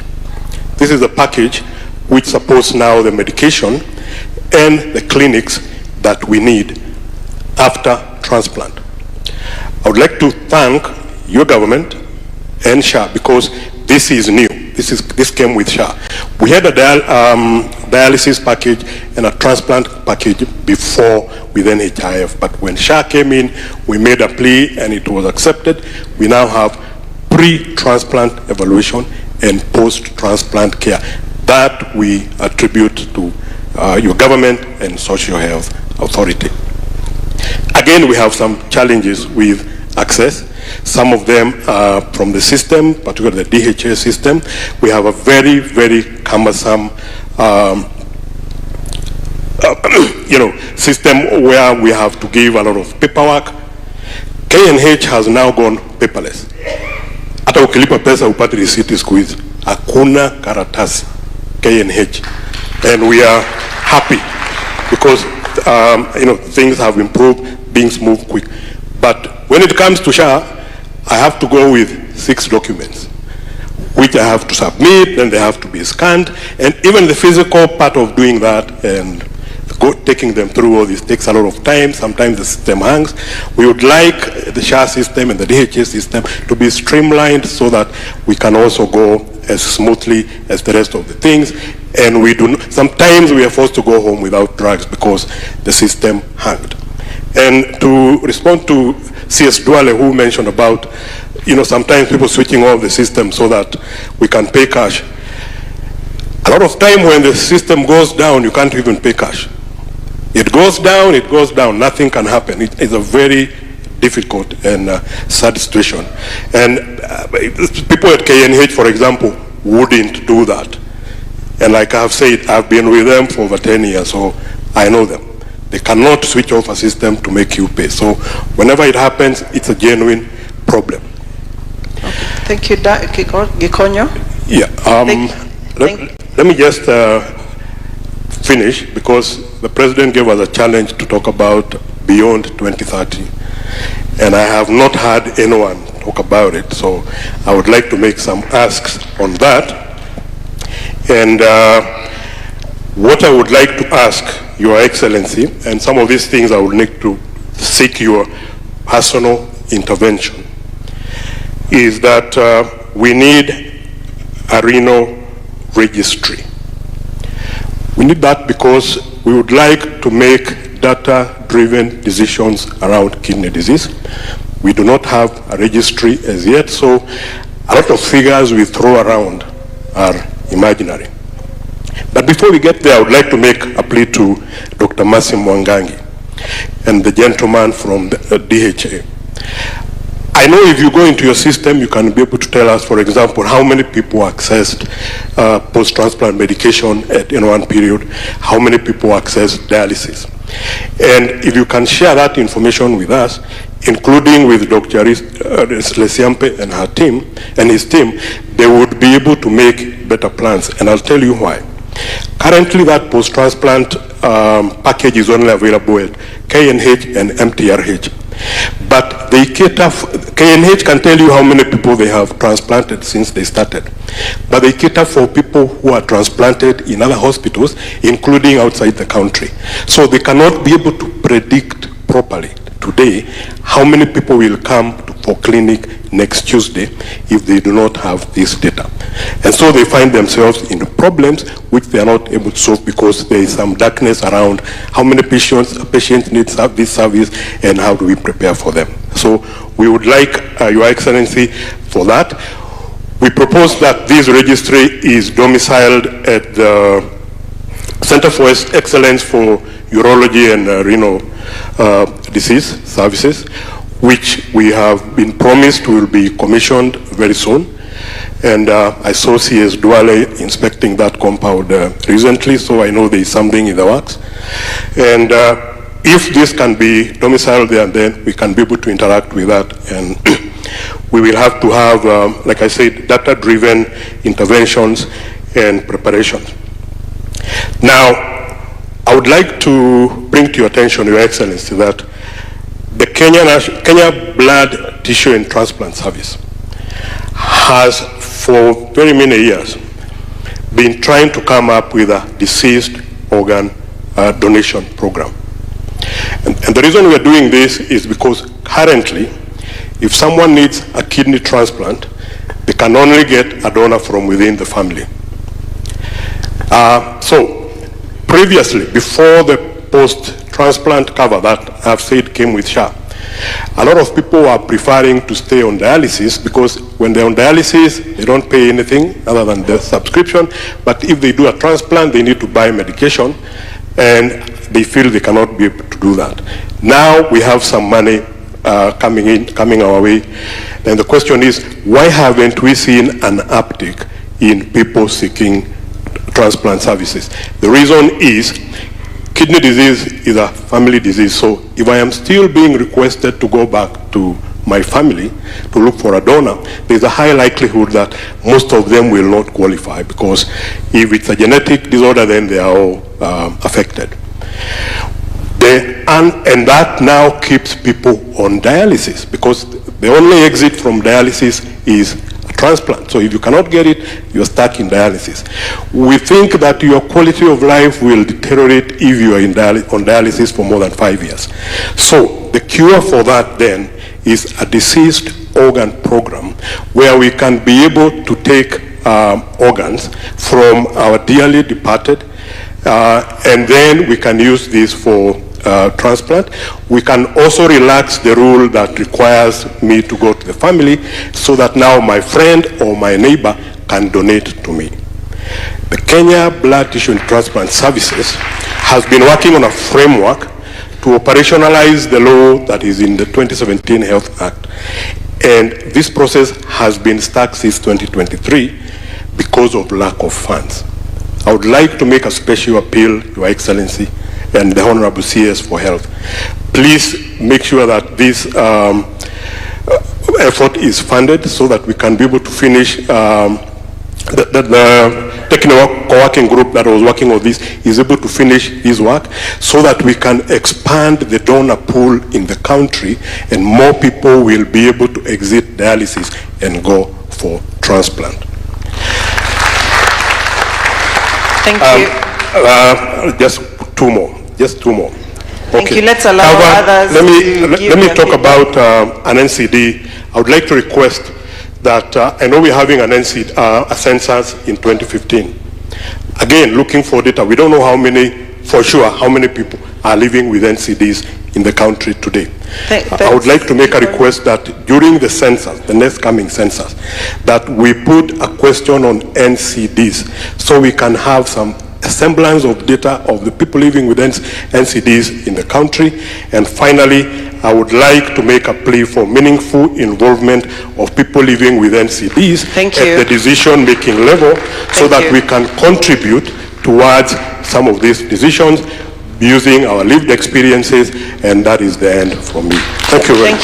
Thank you very much, Gikonyo. You have packed quite a lot of things, and I could see the President taking notes. We will address that later.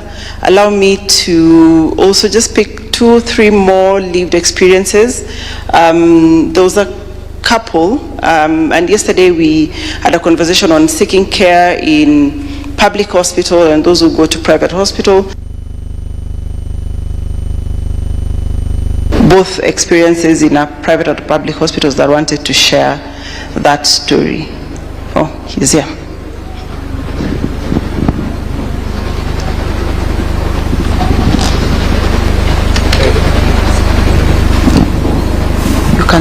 You can just come. Thank you, Dr. Massa.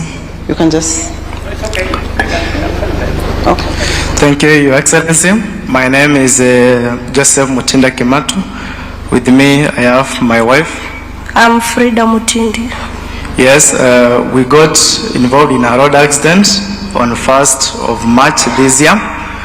On our way back to school, we are teachers in profession at TSC, and we were admitted in Machakos level 5, but because of logistics of surgery, I was the one who was left at Machakos level 5, and then my wife was referred to German Medical Center in Machakos. So we went through surgeries because I had a acetabular fracture at my right leg, and then my wife had a femur fracture on her right leg also. And throughout the process of treatment, I took around 3 weeks to have everything taken care of because of mid injury and also some scars you can see in my head. And, she took 1 week in German Medical Center.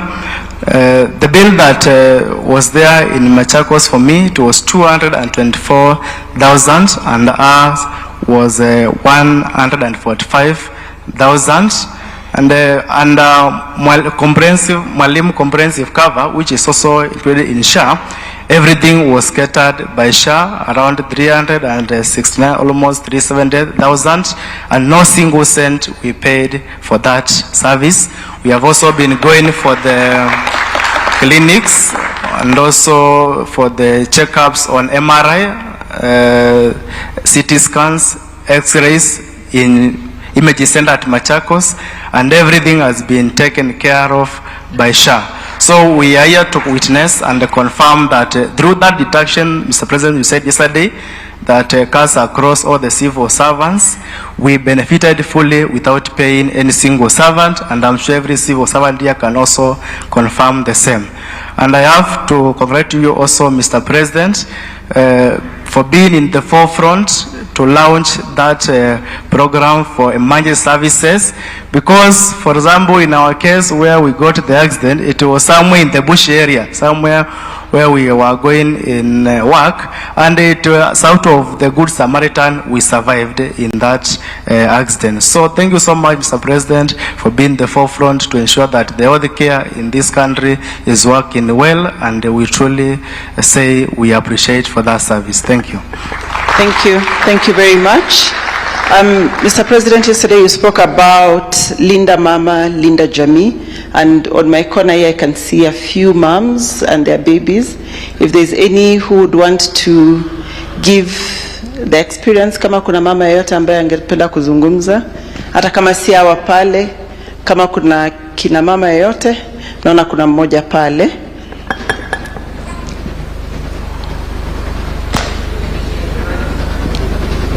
For me, I would like to talk on behalf of mothers with children with disability. Personally, I'm a beneficiary for Tenwek and Bethany Kids Kijabe. Those two hospitals, my son have benefited his spina bifida. He has benefited on the surgeries, the 3 surgeries that were done for him. It was around 300,000, and all of them were sorted out, both in Tenwek and both in Bethany Kids. So personally, Mr. President, I'm so concerned when it comes to early interventions for children with disability, especially when it comes to therapies. I would really ask if SHA can help us in accommodating our kids on therapies, because there is where we have a lot of challenges, Mr. President. Again, we have issues with diapers. Yes, yesterday you guys talked about diapers. Our children also need diapers, because that is where we have so many challenges. We have mothers who are still wrapping their big children with cloths because they lack diapers, and that one is like lacking hygiene when it comes to that. And again, we really like, as caregivers for children with disability, we really like if we can have a mental health rehabilitation, because we have a lot of challenges when it comes to raising children with disability. And also, I would really like to urge SHA if they can help us in assistive devices, if assistive devices can be placed at SHA also, so that most of our parents can see on a better option when it comes to orthopedic area. And lastly, I would really like you, Mr. President, to consider our national days when we celebrate disabilities days. Like September, we'll be celebrating World Hydrocephalus Month. So if you can celebrate with us, we'll really appreciate that. Thank you. Thank you. Thank you very much. We have a team from Moyale, and I know sometimes people who, or Kenyans who live at the periphery, have access.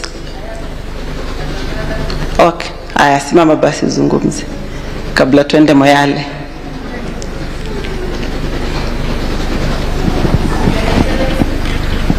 Ongea tu, ongea.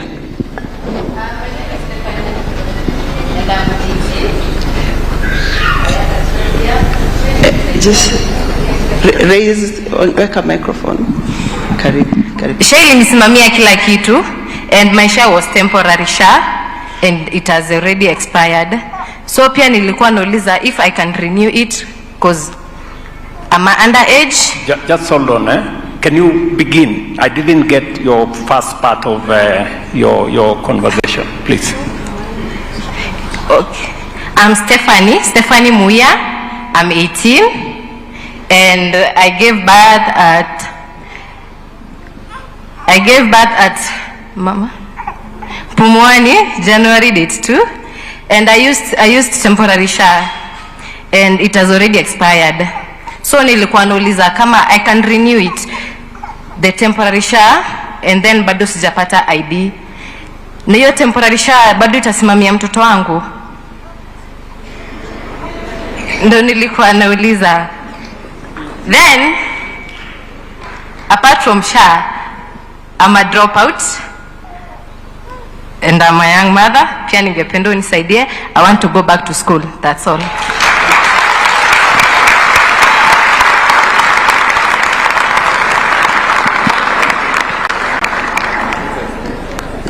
So, we can go? Yes. Okay. I thought first, okay, let's begin. Maybe we can begin with Stephanie. Yeah, Stephanie, by the way, I have a daughter called Stephanie. So, Stephanie, back to school, you will go.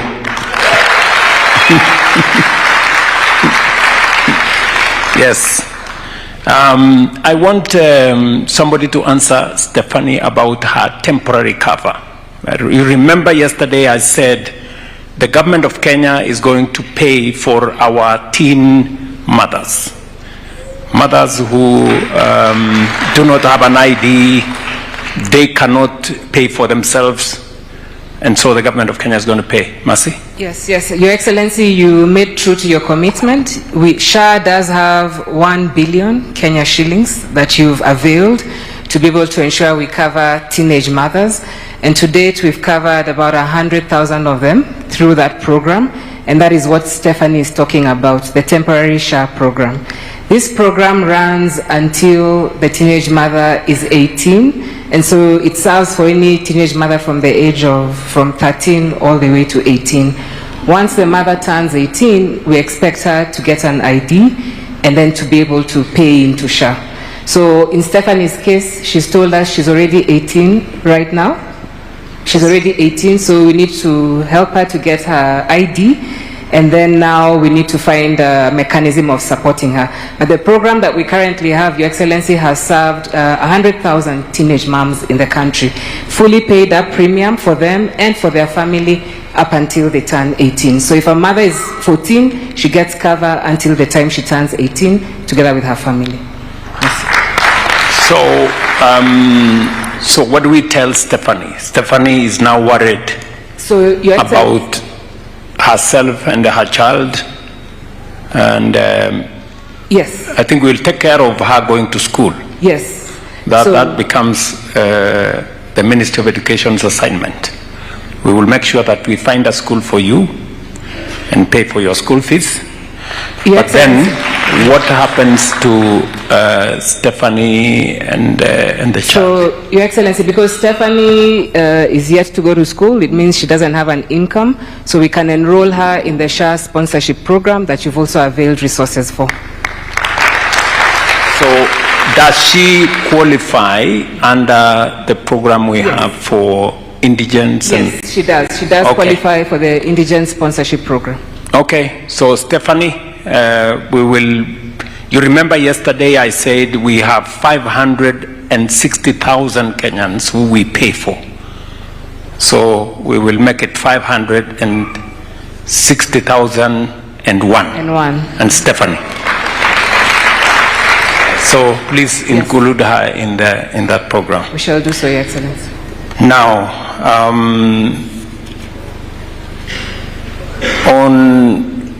I think one gentleman has been, first let me thank Mr. and Mrs. Mutinda. Mutinda. Thank you very much, Mr. and Mrs. Mutinda, for saying two things. That you've actually proven to us that whether it's a private hospital or a public hospital, I've kept on telling the people of Kenya this, that once you are registered in SHA, you can go to any facility, and as long as the facility is registered with SHA, then we should be able to cover your bills. And for you and your wife, you have also given me one more confirmation. I had a very candid conversation with the Teacher Service Commission and the teachers' unions, both KUPPET and NAT, and I persuaded them that they were better off in SHA than in private insurance. I think what Mr. and Mrs. Mutinda have shown is that that is actually correct, because today teachers who had access to one level 5, level 6 hospital, today they have access to all the hospitals. We've expanded cover. Teachers can go to as many facilities as are available in their locality, and we've made the cover much, much better. And congratulations, Mwalimu, and Pole for the accident. Now, we have one wonderful gentleman, Mr. Gikonyo, there. Thank you very much, Mr. Gikonyo. You are a wonderful Kenyan. You have given us so much feedback. I have written my page, and I've turned over the page to write some more on some of the feedback that you have given us. I like the fact that you agree that we have improved on the cover from what was 400,000 for transplant. It's now 1.1 million. That's correct, Mr. Gikonyo? And from what was covered in dialysis, we have enhanced the amount so you can access more facilities. And we have done many other things to make the life of people like yourself and others who are living with non-communicable diseases, their life bearable and better. You have, however, raised a couple of issues which I want us to address by way of feedback. You have raised the issue of acute situations that if we handled them differently, maybe we would have a better outcome. I don't know whether my team has any views. You know, is it something we can carry as feedback and homework for us to go and think about by way of improving the cover? Because I think the suggestion he's making is, yes, we may be making a little saving by limiting the number of dialysis. But if we dealt with it early, maybe we'll have a bit more sessions, we could actually save the kidney. Is it something that doctors can verify that that is the case? And if it is it something that we can onboard as a different approach to this, as Mr. Gikonyo said? Thank you, Your Excellency. Yes, we actually have the head of all the kidney doctors in the room. If Dr. Wala is in the room, oh, good. Dr. Wala can confirm that acute kidney injury. He's a specialist. Please talk about it before. Yeah. Thank you very much. Thank you, Your Excellency, and thank you for this invitation. Dr. Jonathan Wala, the chair of the Kenya Renal Association. My colleagues call me president, but now I'm in front of you. I cannot say use that word. John Gikonyo is a good friend of ours, and you have worked a lot in the renal space. Acute kidney injury is an acute situation that can affect anybody, especially can affect children with severe diarrhea, can affect mothers during their pregnancy, or anybody who becomes sick. During that period of time, unfortunately, we don't have several things about the cover. The first one is about the way to do dialysis. That means there's no cover for the insertion of the catheter itself. And that's a major hindrance into entering into dialysis. The second one now is what Gikonya has pointed out about the once a week cover. And that's what we want to try and see whether SHA can address that to improve the outcomes of kidney failure patients. Beyond that, there is care for that kidney patient so that we don't have anybody else coming back for chronic kidney disease and therefore a maintenance dialysis that costs a lot of money. And that's what we are looking forward to SHA addressing. Thank you. Thank you very much. Your Excellency, I wanted him to come in just so that as you give us that homework, we're able to be aware that these would be many, many cases, meaning they would have, and he's right, they would have a cost implication. So all the mothers, should they lose blood while pregnant, delivering, they become potential candidates of AKI.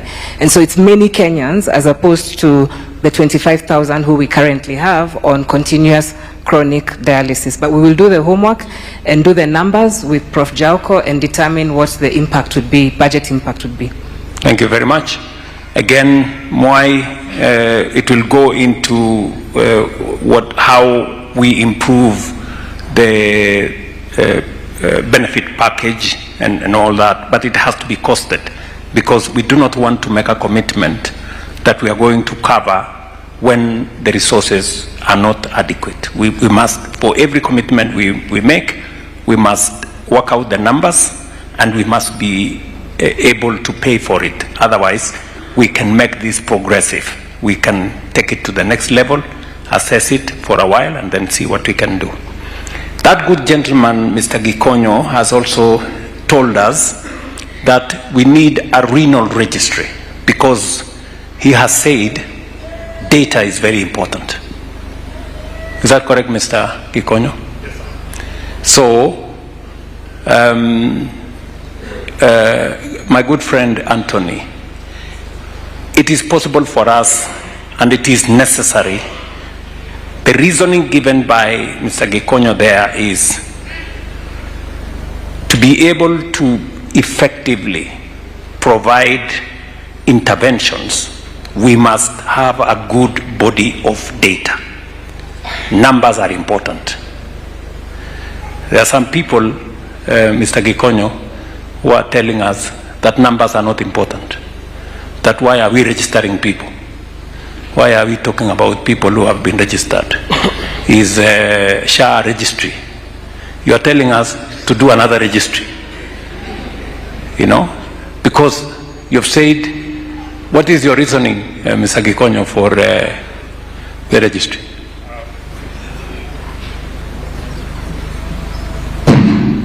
It's working.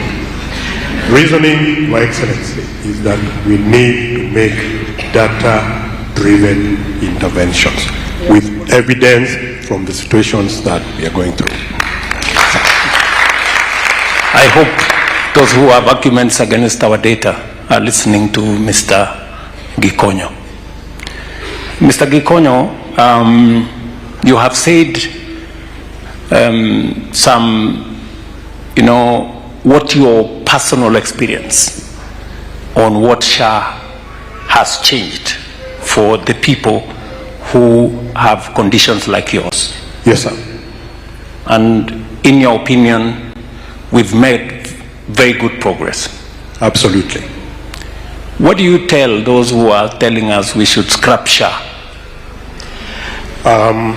They should pray very hard that they don't fall sick one day and they find themselves in a situation where they can not foot their bills, and if not them, one of their relatives.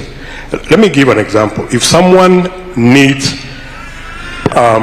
dialysis suddenly, and that is 80% of all the people who need dialysis, they find out that they need dialysis one day when they collapse, and they wake up in an ICU, and they are the last to know that their kidneys failed. Why? Because kidney disease is a silent disease. It will work on your body without you knowing. You will feel some changes which you will correct with Panadol and other adjustments, but eventually your kidneys shut up. By the time you wake up in ICU, you will have received probably 4 or 5 dialysis.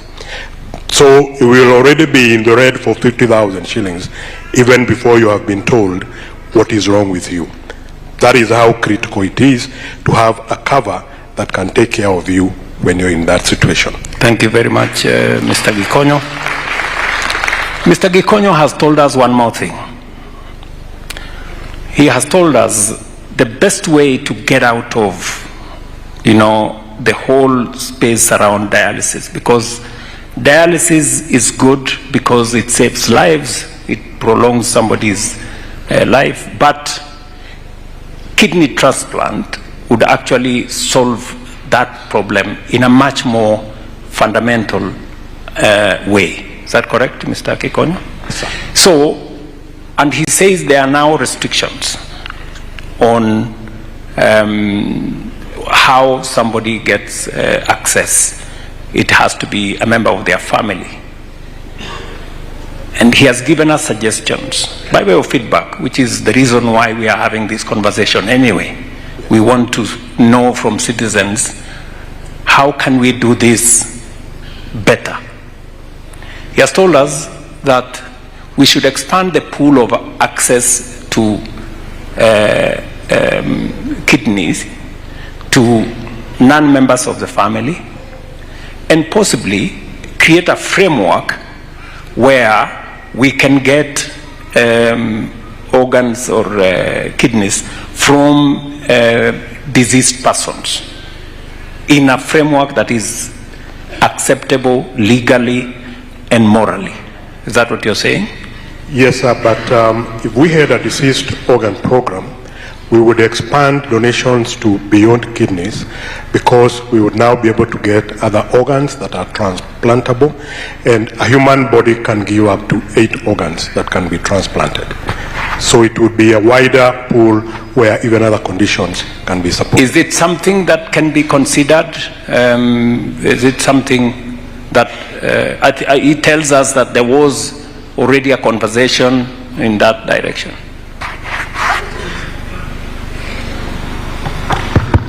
Your Excellency, we are, as a country, we didn't have enough policy and legal framework. But after what happened in Eldoret and the whole story of organ harvesting, the committee which Dr. Wala here, not the president now, but the leader of Kenya Renal Association, was a member among many other experts. That report now is before Parliament, both the Senate and the National Assembly. There was some work we were to do as a ministry, develop the policy, the framework, and the legal instruments, which we are about to finish. Parliament is ready and waiting for us so that we present to them, so that as a country, first we have the framework, the legal, and the policy, which I will bring to Parliament and the Cabinet. So I think we can then tell John here that what you are suggesting is already under consideration. We must, however, guard ourselves against what we saw in the past, where citizens were duped into organ harvest scheme. Some of them, their organs were taken without them even knowing. And some of them were, conned and things. So we must have a robust policy and legal framework that is already in discussion. And then we can maybe progress and get to the suggestions you're making on how can we save more lives and how can we expand the pool of how a renal patient can access a kidney to save their lives or to share with another citizen. So I think that is a work in progress. The last issue that I picked from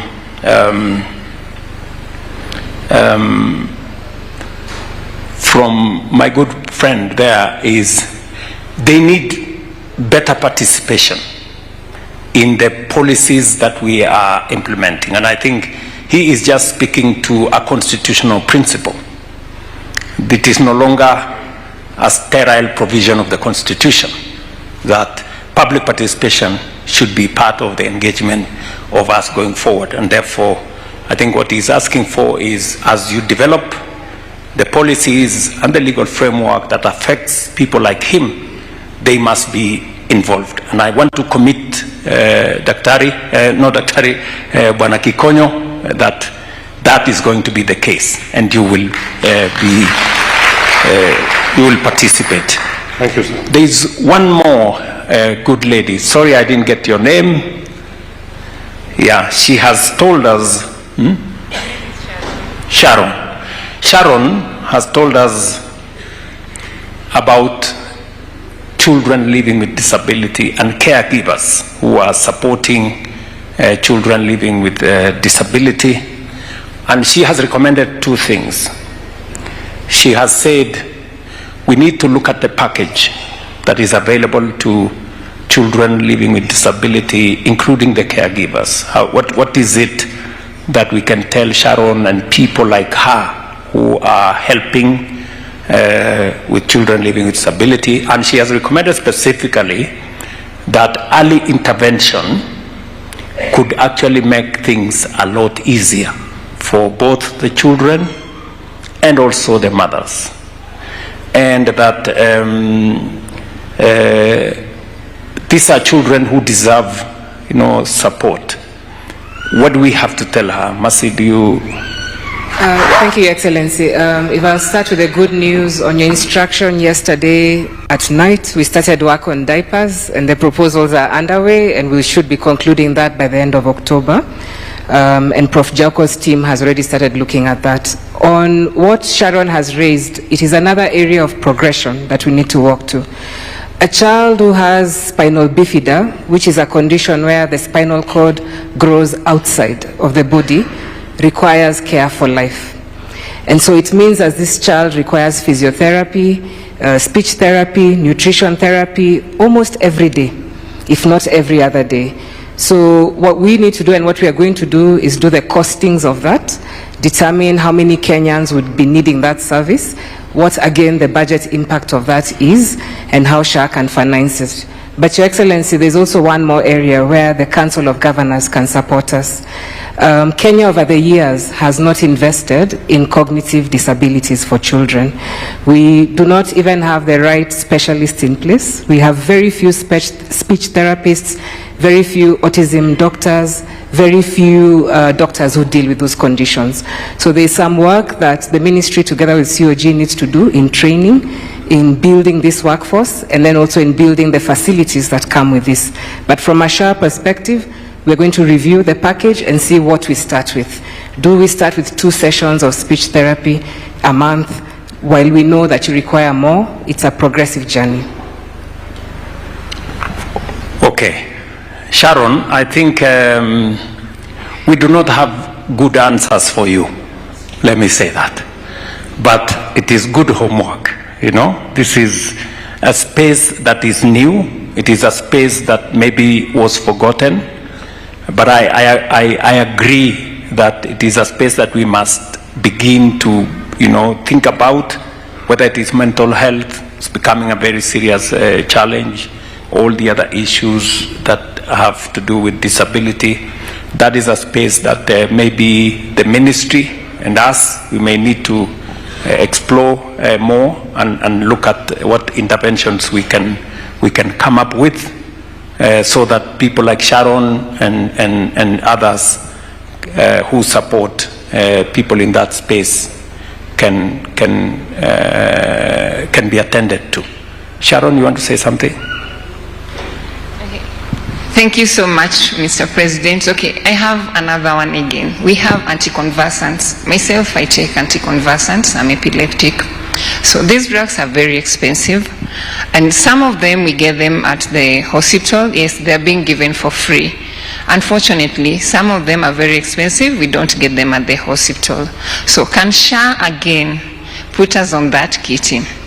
And my question is for my request is also for our governor, Mr. Sakaja. For many counties are doing assessment for children with disability for free. Why is it hard for Nairobi? that our kids can't have the assessments can't be done for free. And if it's that difficult, can we also put it on SHA so that we may enable many parents to register their children when it comes to registration for persons with disability? I know he's asking himself which it's the National Council, the card for the National Council for Persons with Disability. Okay. So that it might help us to identify how many parents do we have, how many children do we need to have the diapers, how many children do we need for anticonvulsants, and how many children with disability do we have, how many persons with disabilities do we have. Yeah, thank you so much. Thank you, Sharon. And I sympathize with Sakaja because he's almost in the same space as myself as to what exactly do we need to do here. Oh, you have something? Okay, Johnson. Thank you, Excellency. I think it's good to be here, and I know many people are from the city. The first issue on occupational therapy, we provide that in our level 4s and in our level 5s. Occupational therapy, physiotherapy. At Mama Margaret, I know we have we're registering. We're doing the registrations, even of PWD. They benefit from free diapers and medicines like phenobarbital. Phenobarbital is available there. We have occupational and basic therapy as well as at MLKH, as well as a serious orthopedic unit over there. I think she was saying, Johnson, the assessment. He said... I'm getting to that. Okay. Yeah, I'm getting to that. Your Excellency, for occupational therapy, I know for sure it is free at, for assessment, disability assessment, I know for sure it is free at Mama Lucy Kibaki Hospital, but if it is not free in the other, my CEC is quickly checking, it will be free from tomorrow if it is not. I will direct that it is done. In case it is, that is very easy. And I know they are listening, but I'm just confirming. I know for sure it is free at Mama Lucy. We'll make sure it is free. I don't think you need to be charged for just that assessment, Your Excellency. Thank you. Thank you very much. Now, there is one thing that is coming out of this, that we may need to expand our, health professionals, scope. To cover new areas. We seem to have gaps in certain professionals. I think somebody mentioned here that there are gaps in some expertise that may be necessary for us to handle situations that confront our healthcare facilities. We need to have the people with that expertise. I don't know whether in this room we have the director of Kenya Medical Training Center. Is he here? Yes. Yes, Daktari, last year we had a conversation. And we had a conversation on, expanding the footprint of your organization. You also brought to my attention that you needed to hire more lecturers so that you can expand the courses that you are offering in our Kenya Medical Training Center. In the context of the conversation we are having, listening to Sharon and the professionals we need in that space, listening to others here, and the feedback we are getting from people, in this year's budget, we have provided money for you to hire an extra 1,200 lecturers and people who will help, in your teaching facilities.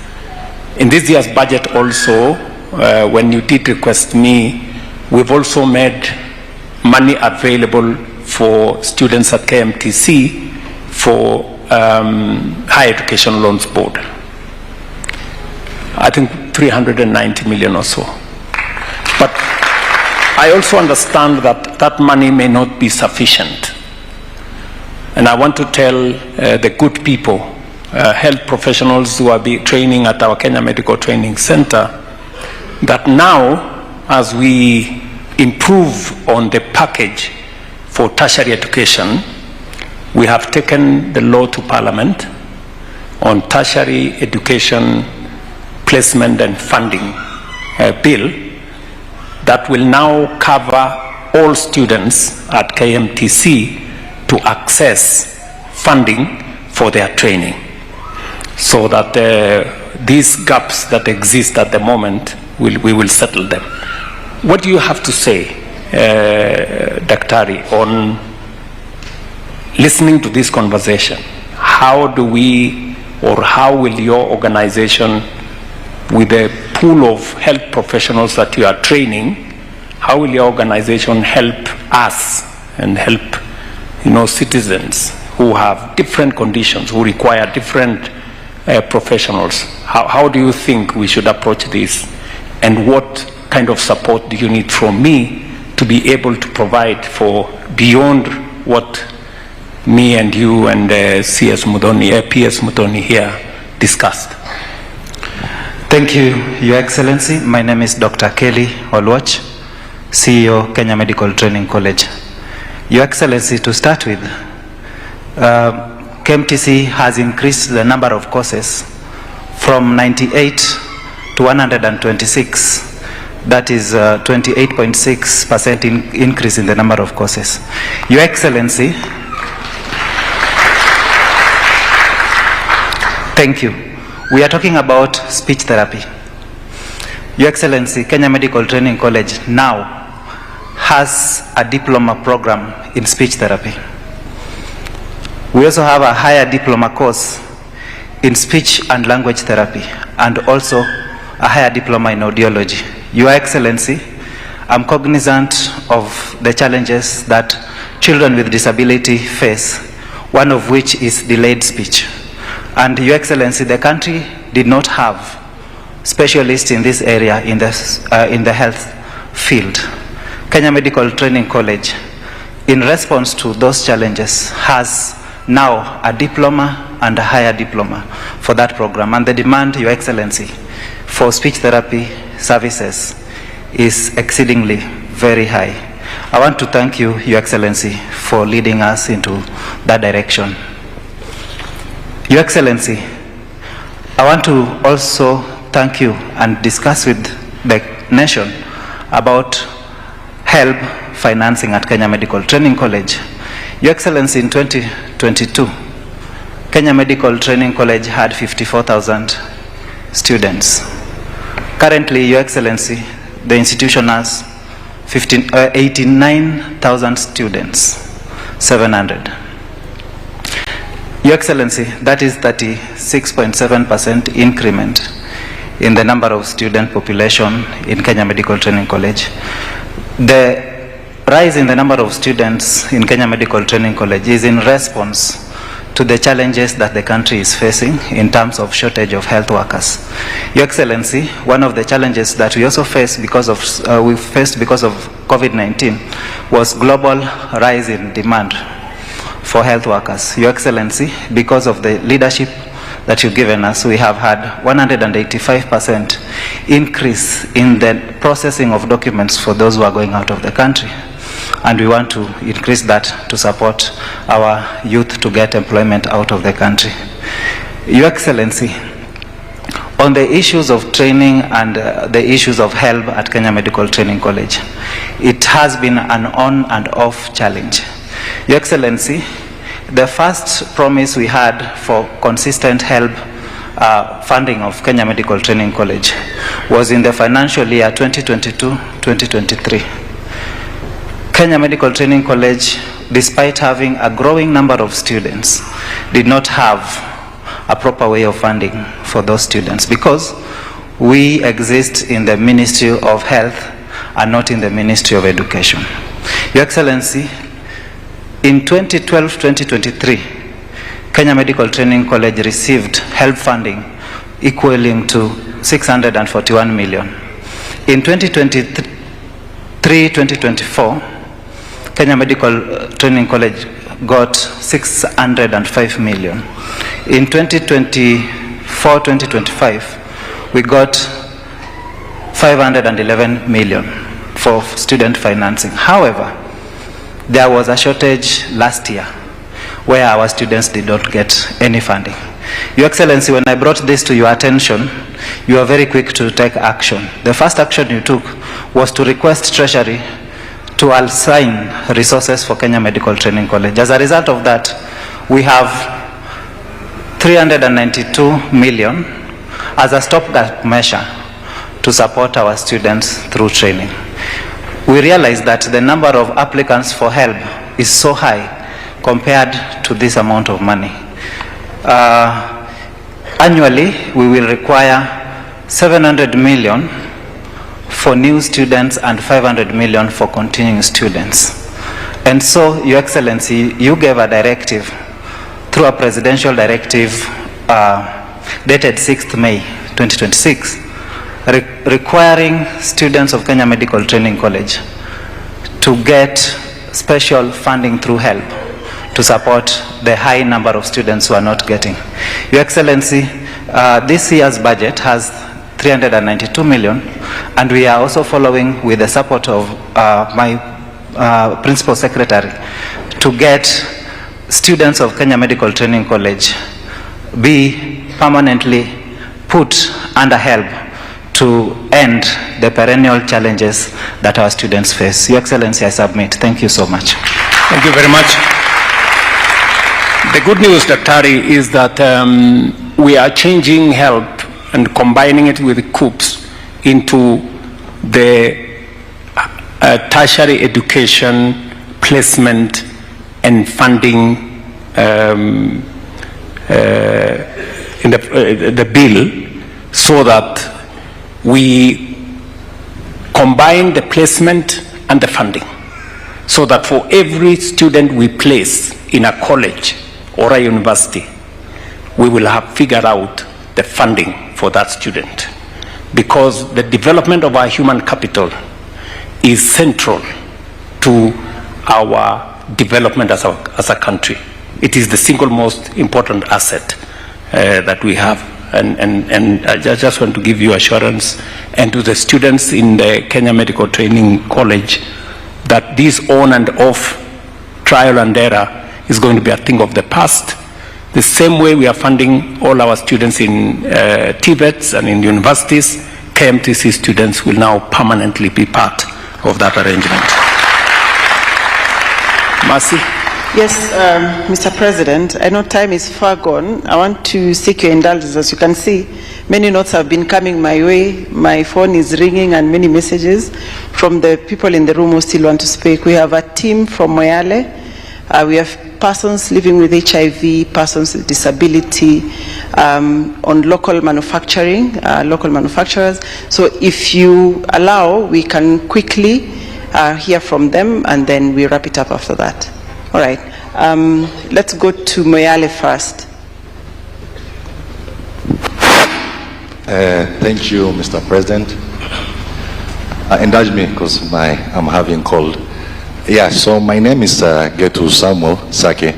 I come from Moyale, Marsabit County. I'm here with a team on this end, and also I'm here together with two elders to tell a story. Mr. President, we are really thankful to you and to your government for organizing this summit. Beyond 2030, we as a team from Moyale, we have a story to tell. There's so many beautiful stories being told here, but we as a team from Moyale as well, we have come to tell a story that is unique to many of you. So if you will indulge me with your permission, I have two elders here. Though language is an issue, I will request maybe a translation that will tell a story, and later on I'll make a submission on the same. With your permission, we have two elders here. On the far end, Mr. Gabayo Osha, and also Pastor Mare. With your permission, let me pass the mic so that they can tell us the story, after which I will make the submission. Thank you. I'm sure they can speak Kiswahili. Wanaweza kuongea Kiswahili, hakuna problem.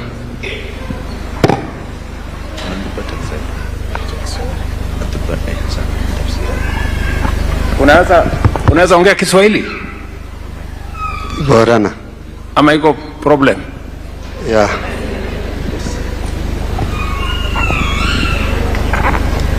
Nitamsaidia. Thank you. Makanki Gabayo Washadani. Kwa majina naitwa Gabayo Washa. Moyale Dufe. Mimi ni mkaaji wa Moyale. Uji yokan kansake satuji wak au jadda. Nami ni oriti fata.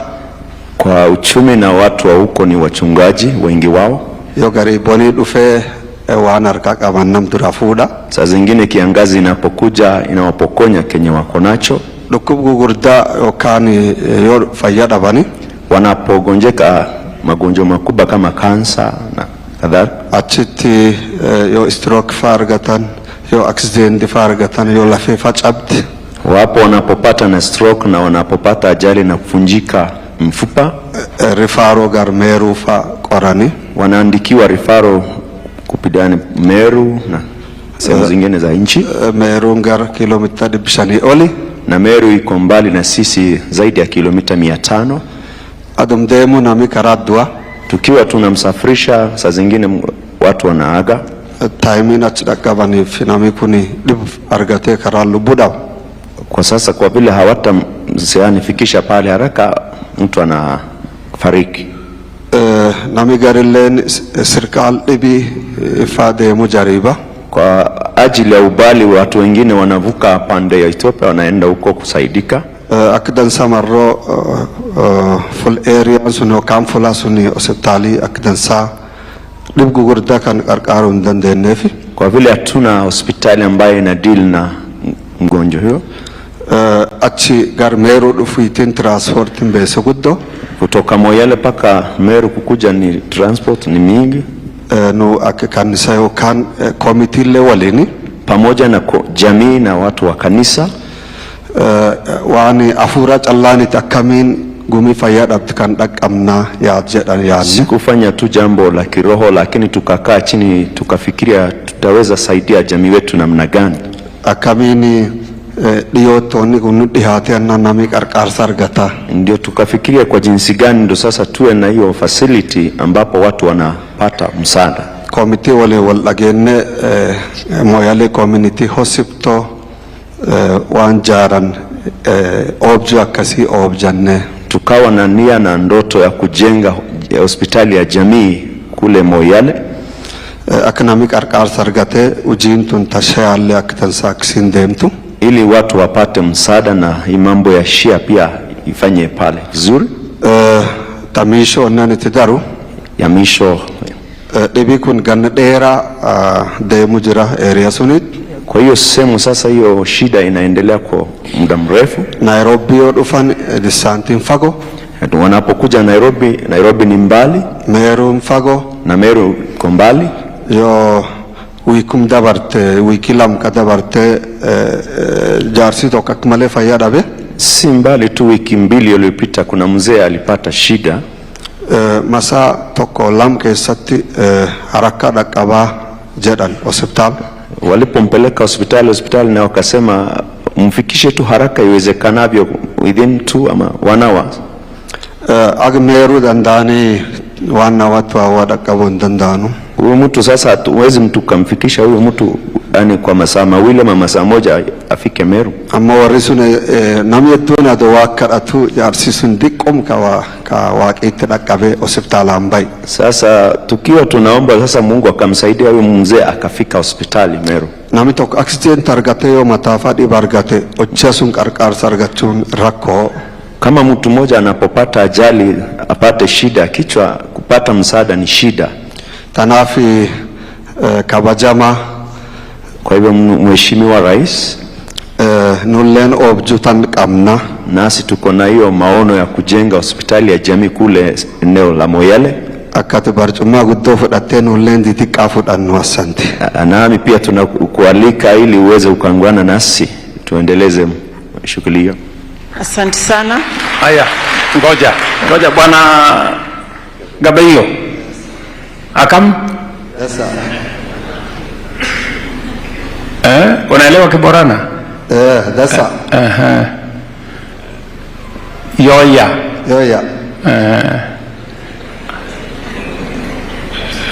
Mimi nakuuliza kwa sababu sasa umesema mnataka kujenga I understand ile unaniuliza ni kwamba tuwe na hospitali Moyale ambayo inaweza kushughulika na haya magonjwa umesema yanayozidi dispensary ama health center. Na mimi nataka ujue hivi, unajua Sololo, pale Sololo sasa tuko na hospitali level 4 na nilitumana equipment kupitia kwa wanajeshi wetu, tulijenga hiyo pamoja na gavana wenu. Sasa kuna equipment pale Sololo. What I think my good friend is saying there is the challenge of us having facilities that have capacity in level 4 to attend to some of the situations that now they are going to hospital in Meru. So I think we understand what you're saying, and thank you for the initiative that you have started to maybe build a facility for yourself. But I think meanwhile, we can find a mechanism working with the county government to equip some of the facilities with under our national equipment program. We can equip some of your facilities so that they can serve the people of your county. Please explain to him.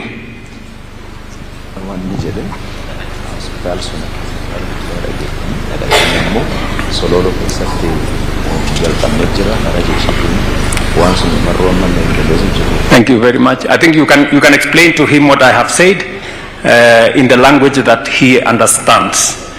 Allow me, Mr. President, to pick two more. Mr. President, let me just make a submission in a minute. Yes. Yeah, thank you so much for your indulgence again. As you have clearly articulated, the challenge here is the distance. And beside distance, this is not interdiction to Moyale General Hospital and Marsabit Referral Hospital. But if you look around even the entire Kenya, those hospitals that are serving Kenyans properly and people are getting service from there are mostly mission hospitals.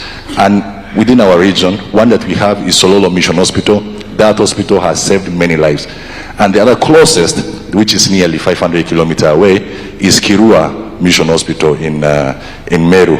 And now looking around the issues that we are seeing, why are we here as a church? It's because if most of the time we go out on a medical camp, and the most experience, the challenge that we see and witness every now and then is that there is that recurrent issue, especially around Kargi region in Chalbi area, Kargi to Sololo to Moyale. There are cases over decades, cases of cancers, especially throat cancer and stomach cancer. One good case example is my Shosho. My Shosho passed away back in around 15 years ago. She passed on with cancer, and many other cancer cases are there. Just imagine the distance between Moyale to Nairobi, or the distance from Moyale to Meru. That is a life. So the challenge here is the challenge of diagnosis, after which this issue of treatment, and look at the distance. All this issue is really troubling our people.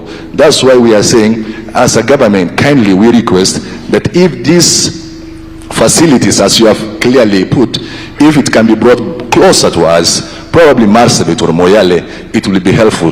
So in that endeavor, we as together with other stakeholders, especially faith-based organizations, we have been keeping in touch, we have been talking, and also the communities around and other stakeholders.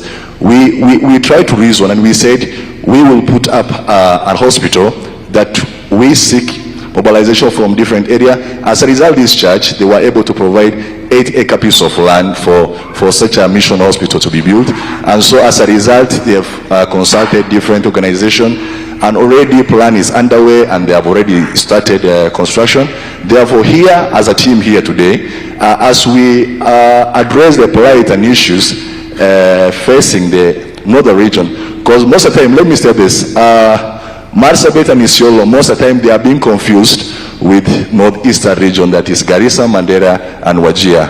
Most often, we get lost under there. But we, those are the northeastern, but the actual northern, those who are there, we face these challenges. The challenge, the Moyale General Hospital, it serves the border. Excuse me, if you allow me just to interject, Mr. President, I'm being told there is a level 5 hospital in Marsabit that is currently undergoing construction by, this is from Dr. Wilson Arwasa. I don't know if he's in the room. Maybe that can...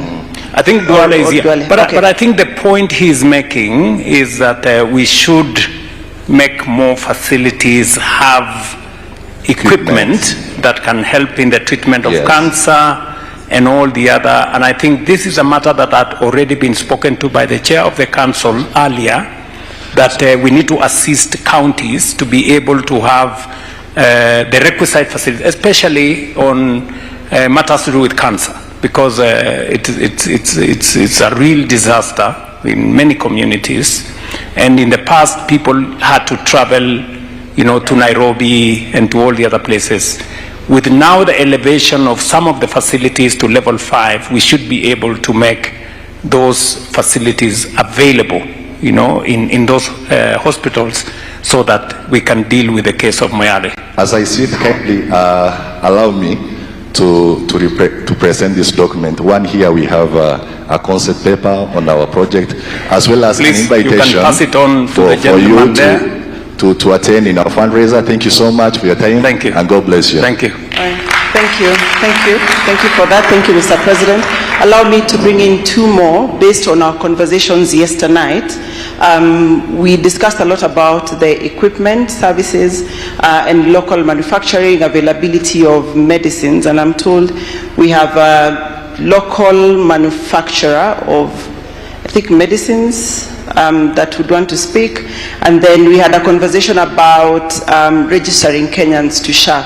I think the number is, once a country is at 85%, then you are well on the way to UHC. And Mombasa County, Governor Abdul Samad, as that yesterday, was at 84%. And the co-chair of the UHC 2030 would want to comment on that. So allow me to pick on those 2, on the local manufacturing. Behind me. Okay. Who? Him. All right. Your name just in under 1 minute, please. Thank you very much. Your Excellency, the President, all the dignitaries, my name is Dr. David Maina. I'm a pharmacist in the field of local manufacturing, and I'm here on behalf of my fellow colleagues who are manufacturers. We want, first of all, on behalf of the local manufacturers, to greatly thank you for this audience and for your commitment towards universal health coverage. We are very grateful. We've actually been looking for such an audience for a long time, and this is the right time. Your Excellency, we have about 40 manufacturers, local manufacturers in Kenya. The 40 manufacturers produce medicines and take care of about 30% of the local consumption. Your Excellency, that's very key, because what that means is that the other 70% is not made locally. That means it is imported. Let me also emphasize that the percentage is not in terms of the number of packets of medicine, it's a value. So if the local manufacturers are doing 30%, the 70% imported is high value. And if we did it locally, it could cost us maybe 30% or 40%. Having said that, we also, as a manufacturers, we employ about 1,500 people, about 15,000 people directly, and many more in the value chain. So local manufacturing is a very, very important docket. When I heard many people talking, Your Excellency, they were all referring to medicines, dawa. In fact, some said, unatibiwa, unaambiwa hakuna dawa. At the end of every service delivery, health service delivery, is a product. That is the dawa. And that's where we are placed to ensure that we provide those medicines to the patients so that the whole ecosystem of treatment can be complete. When COVID struck 6 years ago, there was a general crisis in supply chain of pharmaceutical products. In fact, Kenya could not even import a simple sanitizer. Even masks were being imported, we had a shortage. So I'm saying that because our space, and why this is very important, has two aspects or very objectives.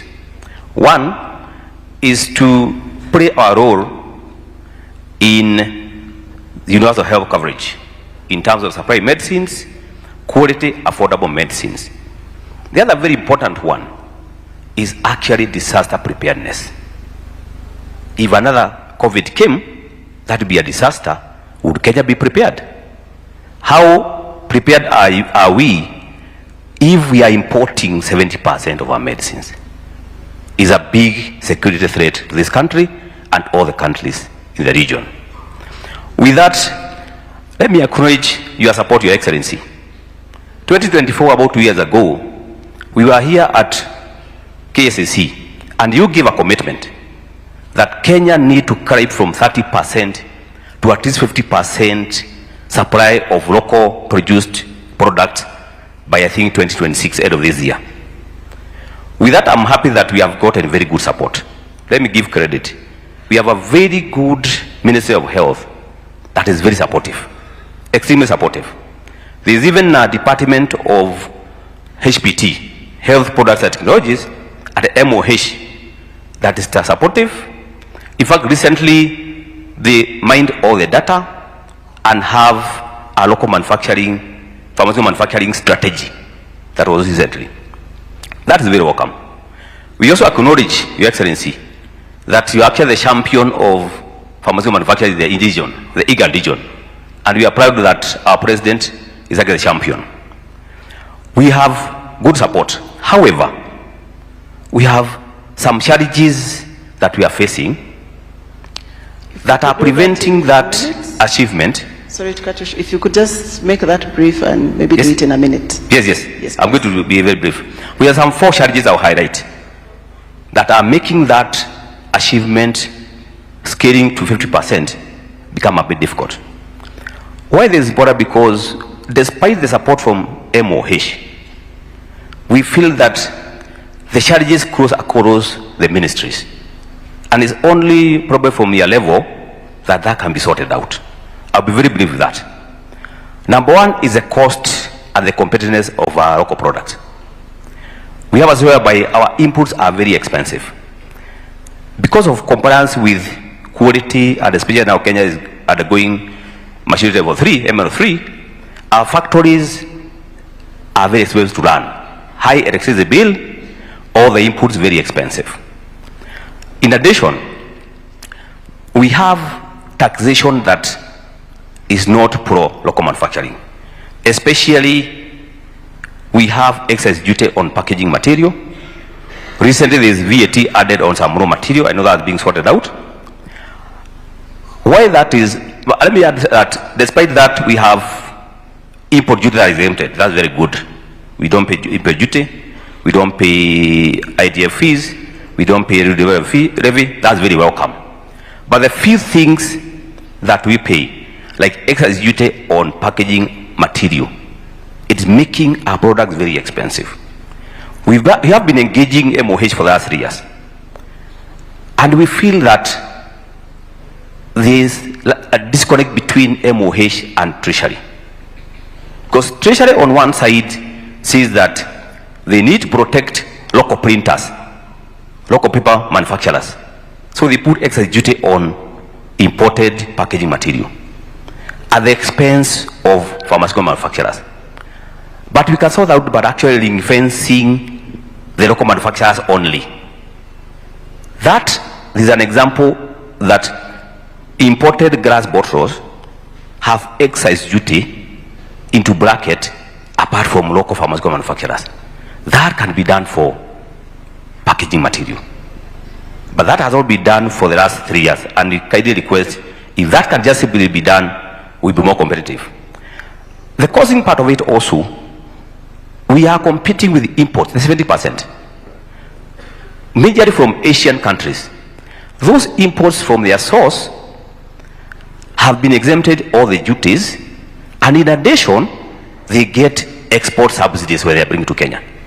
You find such that you're competing with a product that is all exempted, well covered by the government, and you're competing with it here.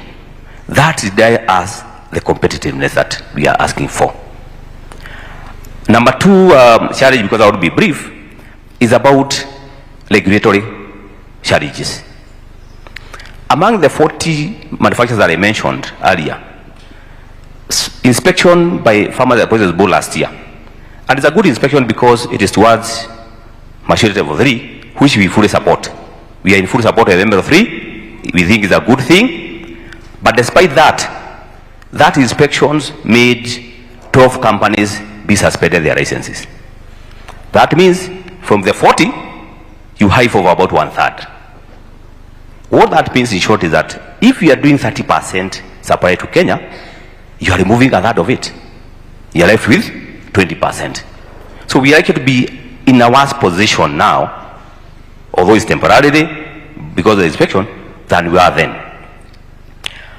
The other part of the regulatory challenges is that those countries we are competing with, where they are registering a product, they take 3 months to 6 months.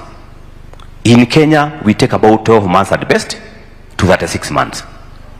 That means if we want to have more products, 50% achievement, we have to register more products. There needs to be a fast-tracking method to have those products in the market. Your Excellency, you mentioned, and rightly so, that you negotiated reduction of price by one foreign company from a certain figure to 1/3. The question is, they were making profit when they were at 100%, they are still making it at 30%. That's the kind of level we are losing by importing. If those resources in foreign exchange can be put in local manufacturing towards the taxation and other cost remedies and support for registration, we will actually achieve that faster. Number 3, and I'll be very brief, is about capital. Okay? We have a system whereby it is very capital intensive to run pharmaceutical companies. Just the way we have other funds for agriculture and other departments. If we could have a pharmaceutical industrial fund, and we don't want goodies, we don't want anything for free, just easily borrowing and payment, it will help a lot. Because banks perceive pharmaceutical manufacturing to be a specialized field and therefore very risky. They are not willing to lend to maybe buy a machine that is not universally used by other people. Finally, we have KEMSA, which is the biggest purchaser of our goods. KEMSA and county governments. KEMSA and county governments have a policy of the lowest price. That means the initial challenge I mentioned about the competitiveness applies when you're tendering for KEMSA. You find that the imports, we can't compete with them. Therefore, despite maybe a 15% allowance, is not enough to attract many local manufacturers to sell more.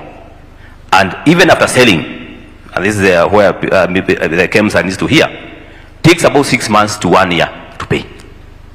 If that can be sorted out, we'll scale up to more produce manufactured. We are ready to support you, Mr. President. If we can have that support, we can actually make quality, affordable medicines, not just for our country, but even to export to our region. Thank you very much. Very well put, Mr. Maina. Yeah, very well put. I have a couple of questions for some. I think we need to answer this question. I mean, we have transitioned. We were saying initially financing is critical. And then we said human resource is critical. Now we have gone to, without medicine, there is no healthcare, according to Maina. So everything in the chain looks like it is critical. Agreed that we're producing only 30%. That was in 2024, we had a conversation. And my instructions to KEMSA then was we give priority to locally manufactured products. I want to understand first whether, and I had even specific examples. I had, for example, one facility in Kilifi, Revital, and I think they are here. And Revital was manufacturing a lot of stuff in Kenya and could not sell to Kenya, but they were selling to other countries. And it was because of a conundrum at the KEMSA. And I said that should be undone. I don't know whether the CEO of KEMSA is here. Yes. Can you explain to us, I know there was another CEO, what is the, how has things changed in terms of your purchases? We insisted that local manufacturers should be given priority. Specifically, are you now buying from Revital and they are here? If you say something that is not correct, they will say something different. Just tell us. Thank you, Your Excellency. Yes, so local empowerment is very important, including manufacture of pharmaceutical products. We are keeping a tab on that. Revital can attest that nowadays they don't complain, they don't write letters. We do a lot of procurement from them. But in general, under your direction, we got instructions in order that we should do more than 40%. I can attest here that our procurement from local manufacturers is 52%. And in fact, from international manufacturers through our local suppliers, when you add those two, over 70% we buy locally. So the preference in procurement works when there is an international competition. We give, according to the Public Procurement and Asset Disposal Act, we give 15% preference to the local manufacturing. And by local manufacturing, 100% fully owned by Kenyans, or more than 50% owned by Kenyans, they enjoy a 15% discount. The only trouble comes in, I think Dr. there has talked a lot about other issues outside us, which affect their costing. So as a government, maybe that can be looked at, but yes, we do, and Thank you very much. Thank you very much, Wako. Revital.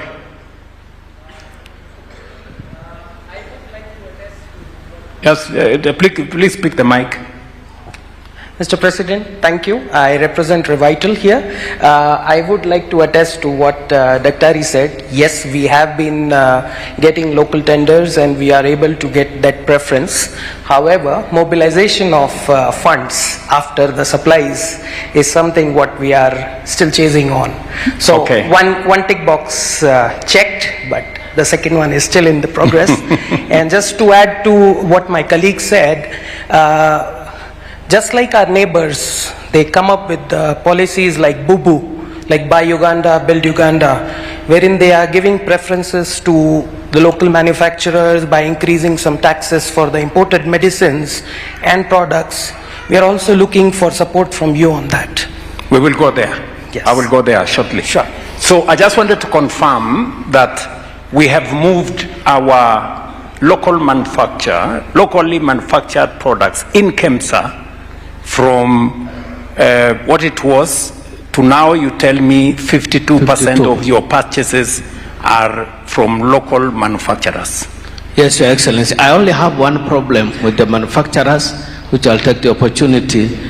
When we strictly label the advertisement to attract only local manufacturers, then they tend to hike the price because they know the international bidders are not in. So I plead with them, when they see it's restricted for local manufacturers, we are a commercial entity, so if they don't give us room for markup, we'll not be able to pay salaries.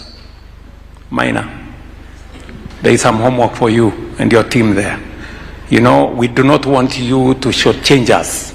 You know, the moment we lock out your competitors who are international, you must not do a cartel business here and hike prices, you know, really. Because we really must be honest with ourselves, because this is public money that we are using, and we want to get value for money.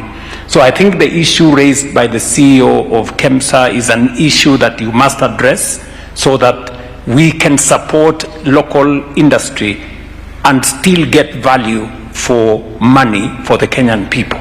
We do not want to say, because it's a local manufacturer, then we pay more than, you know, is reasonable for us. That is one issue. But my instructions to KEMSA was that progressively we must get value for money, but we must support local manufacturers. You have raised a couple of issues. The first issue is we will do affirmative action. I want to confirm to you, we will do affirmative action on buying from local manufacturers. That is number one. And I want to encourage counties, when they too are buying, let us try and see how we can support local manufacturers. You have raised some issues on taxation. We did what Maina said. We removed some taxes, IDF, all the other taxes. You are telling us to go further and, you know, ring fence, because, you know, we do not want a situation where we are promoting local manufacture in one space and we are undermining another space. When we put duty on imported paper, it was because we also wanted to support local paper manufacturers. So we must also balance between manufacturers of local paper and the pharmaceutical industry who may want to use paper that is not locally manufactured. And what we should be able to do, and I think Duale, your colleague in industry, Lee Kinyanjui, and Badia Treasury, you should be able to sit down and encourage local paper manufacturers to manufacture the paper that these good people can use in the pharmaceutical space, so that we have we sort out both sides. And now we will be willing to have a conversation, Maina and your team, on how we can bridge the gap between local paper manufacturers and yourselves, and whether it is absolutely necessary to ring fence paper for packaging for pharmaceutical companies in the manner in which you have suggested.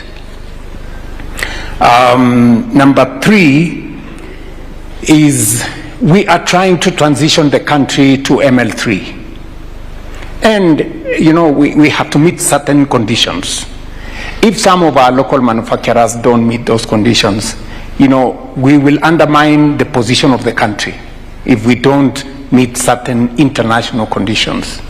So unfortunately, we will have to, you know, to ask some of your local manufacturing entities to up their game, honestly. And the Duale and the PPB people, and Duale, do you want to say something? Excellency, I know Maina very well, and I had a session with the Kenya Pharmaceutical Association more than 5 times. Today, under your leadership, we have done the reforms that has never happened in our country under BPP. And I want to share this with you. Number one you have answered. Maina is telling us to protect local manufacturing. But the same Maina wants to go and import packaging from outside, and then we remove duty. All that we're telling Maina is there are competent companies in our country who do the printing of packaging and who gets that favor from the National Treasury. To Your Excellency, as we transit to ML3, which you have directed, I mean, Kenya is big, it has a big pharmaceutical base for the country and for the region. Kenya is about to attain ML3 by October. this year. For us to do that, we have stopped all parallel importation. Because parallel importation was where a lot of fake and counterfeit medicine used to enter our country. In fact, 2,500 products have been removed from the system of Pharmacy and Poison Board to make sure that we, number one, for the safety of our citizens and the dignity of our patients, we must stop counterfeit and fake drugs. So 2,500, there are many people who are complaining. Number three, Your Excellency, and I think Maina must be be aware, is that for you to establish a pharmaceutical manufacturing firm in our country, all the equipment and machineries are of free duty. They have a huge, no any other country in our region gets that kind of tax incentives. All they need to do is to get a letter from the Ministry of Health to the Minister for Finance, and the Minister for Finance will write to KRA and they get all the incentives. And that is what we did in the last 4 years. Today there are more than 12 new manufacturing pharmaceutical companies now.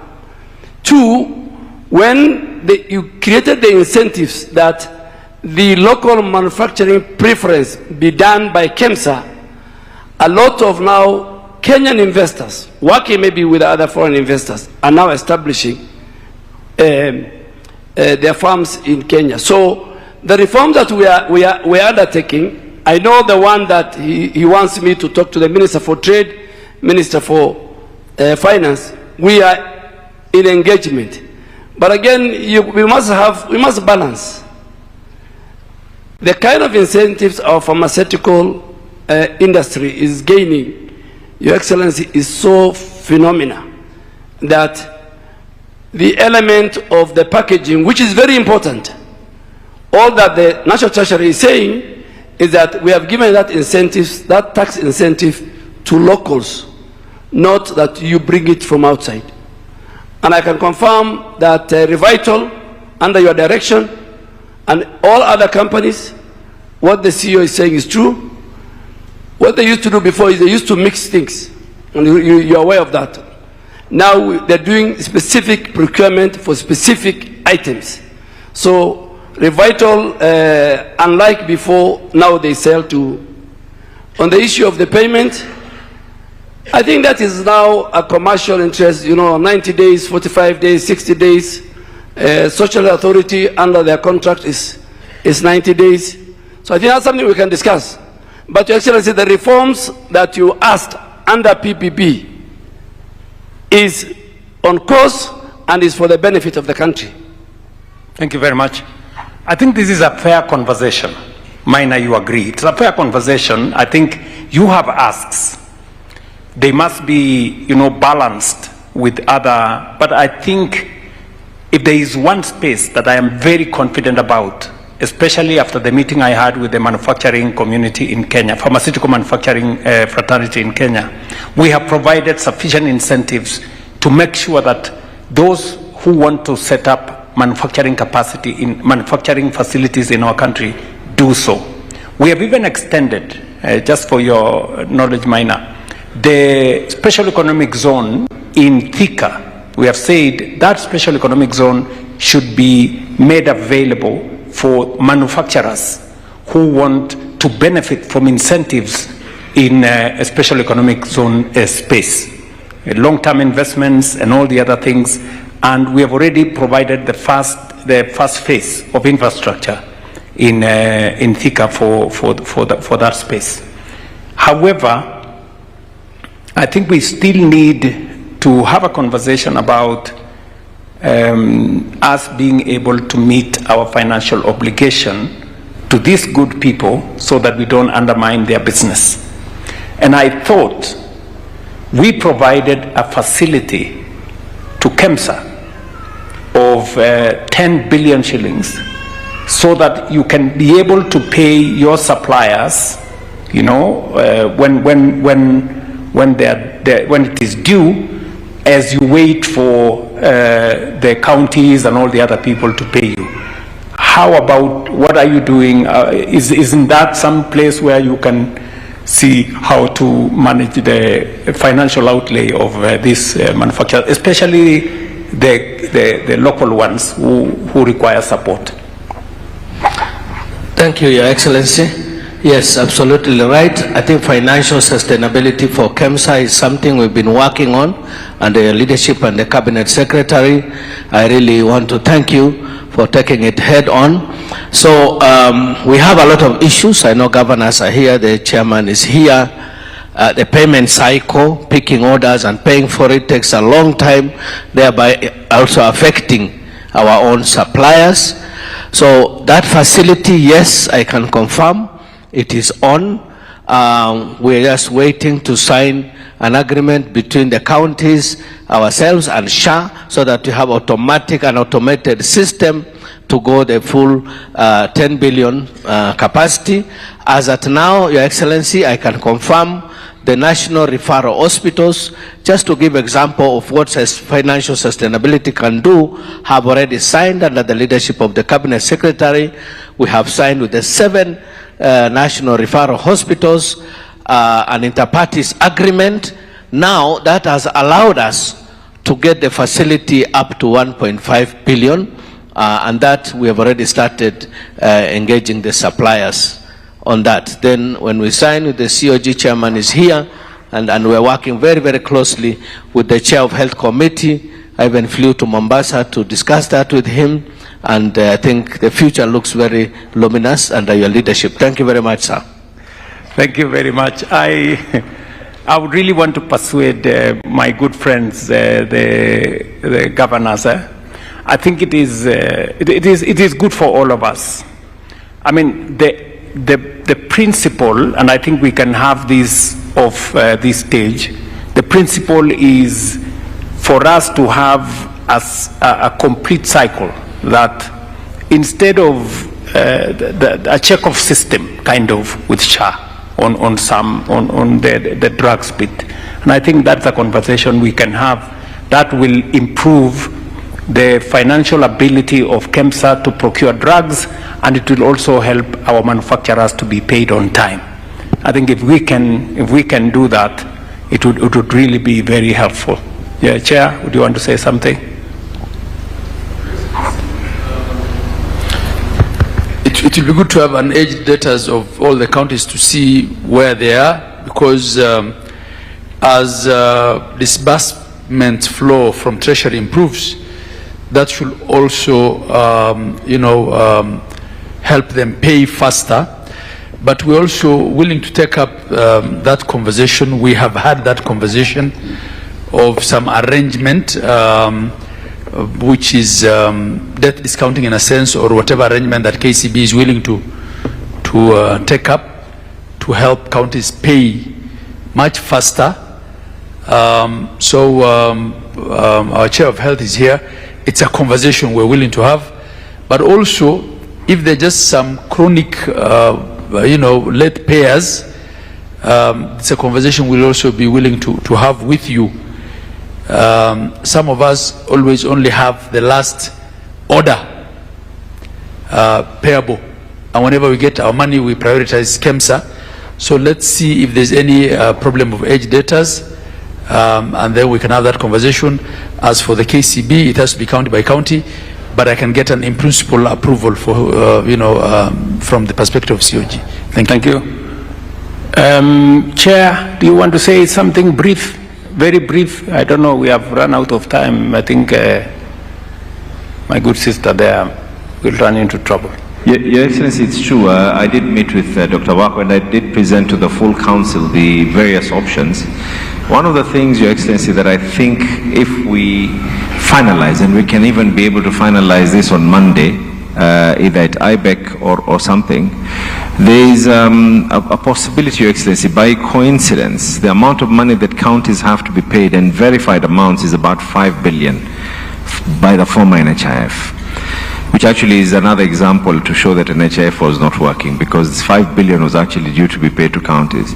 There's money that Treasury has already dispersed actually to to SHA that was meant to be to pay for NHIF. The agreement that we are proposing is, instead of giving us that money, we do a debt swap. And an example is a county like Mombasa that has money to be paid but does not necessarily have money to pay to KEMSA. We'll do a drawdown mechanism.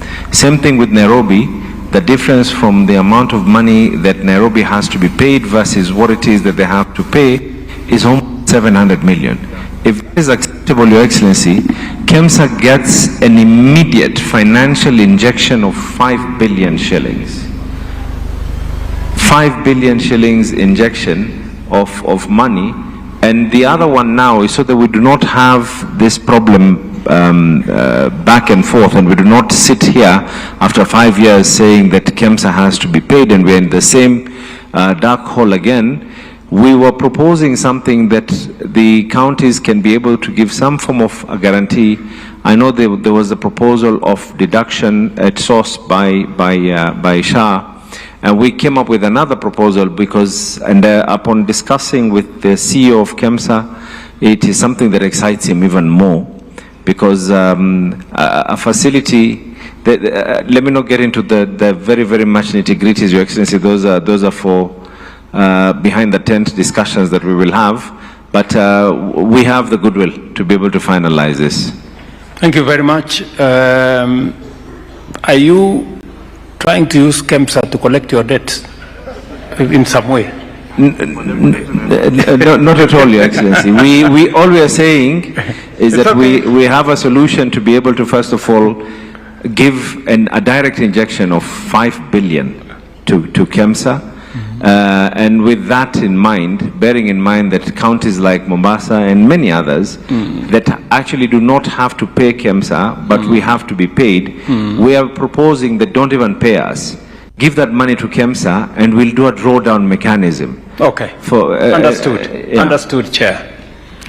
I think the beauty of this conversation is that every matter that has been raised here, there is already an active conversation going on. There is an active engagement, either with the ministry or with the county government or with another stakeholder, giving us the right impression that we are, to a great extent, on top of the ball. We know where the issues are. Some of them are being sorted out. We need to accelerate some of them, and we need to do what we have to do to smoothen the delivery of health journey in our country.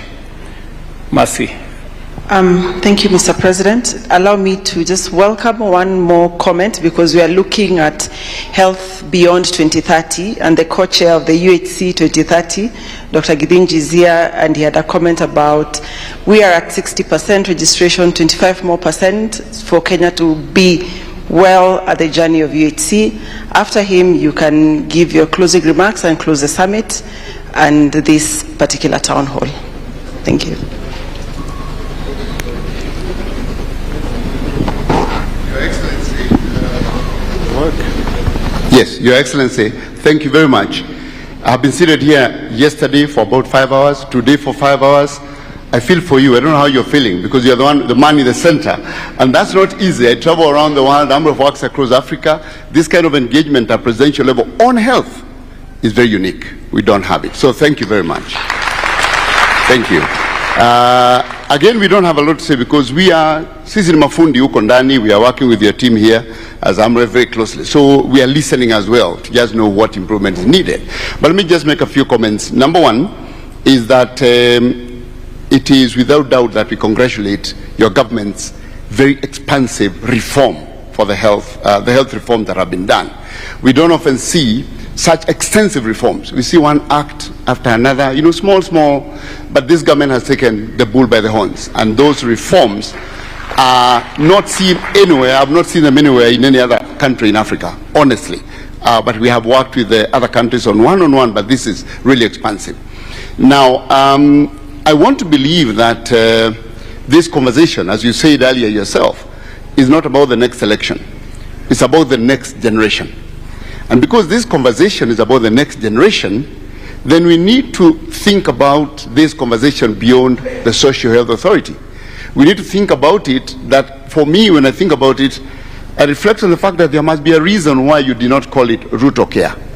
You call it Social Health Authority.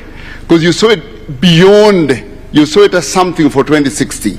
Just like we've had NHIA for 58 years, we see this as the thing that's going to hold us together for the next number of years and decades that come.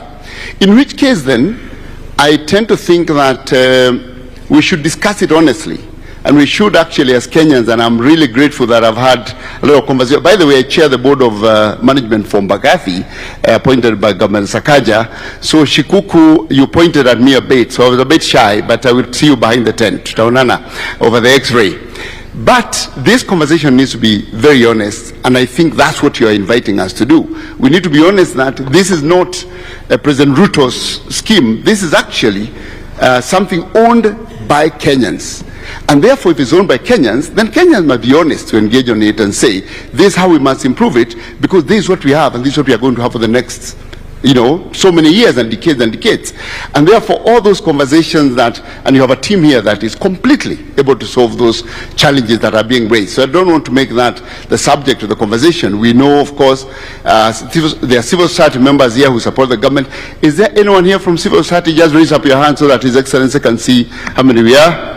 Civil society, that's a civil society group, Your Excellency, that is spending the days here with you. And we support the government, the county governments, the Ministry of Health to ensure delivery of the government's projects that you have. Now, the key issue that we see here is that there is a danger. Health financing is actually very emotive, extremely emotive. And I know through the reforms you've had, it's been a very emotive discussion. But it kind of tends to bury the conversations around wellness. It tends to make them invisible because it's so emotive and tangible that you're talking about how much to finance. But the bigger conversation, as the Kenya Health Summit says, is about health. And I think that beyond just talking about health care and how to finance it, which is valid and what everyone else is talking about here, we, with your leadership, need to have a conversation about building health and wellness. And that, of course, starts with SHA, but is beyond SHA. And one of the issues that we see within SHA, and then I can go beyond SHA, is how we can have conversations around legislating and ensuring we optimize level 1 of the health system, community health level 1. And to optimize that, we already have the work you've done, the community health promoters. I can tell you that I've spent my 11 years at AMREF negotiating for governments to actually invest in community health workers at multiple levels, international, regional, and national. So for us to see that realized and have 107,000 that are receiving stipends, that one deserves a congratulations. So thank you very, very much. And that, starting at that level, then we ask ourselves, how do we actually optimize this investment entirely to build health? Health means that we identify diseases early, but we also build lifestyle change within the communities using the level 1 so that we avoid the dialysis, so that we avoid the ICU care. Because I can tell you, and I know you know these numbers, that Kenya, at best recovery at 15%, will not get more than $100 of public financing per person per year. Not more than 10,000. That already what we are doing is very, very good ahead of other countries. Well, we haven't achieved 15%, but we can see we are moving towards there. But even if you reach 15%, you will not have covered the amount of money needed to provide health care, not health care to all 56 million Kenyans.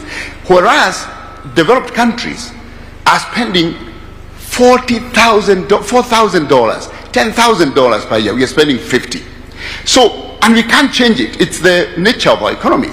We can change it constructively as you're doing with taxation, more this and that pulling. But at the end of the day, we must realize we cannot get ourselves out of health care with money.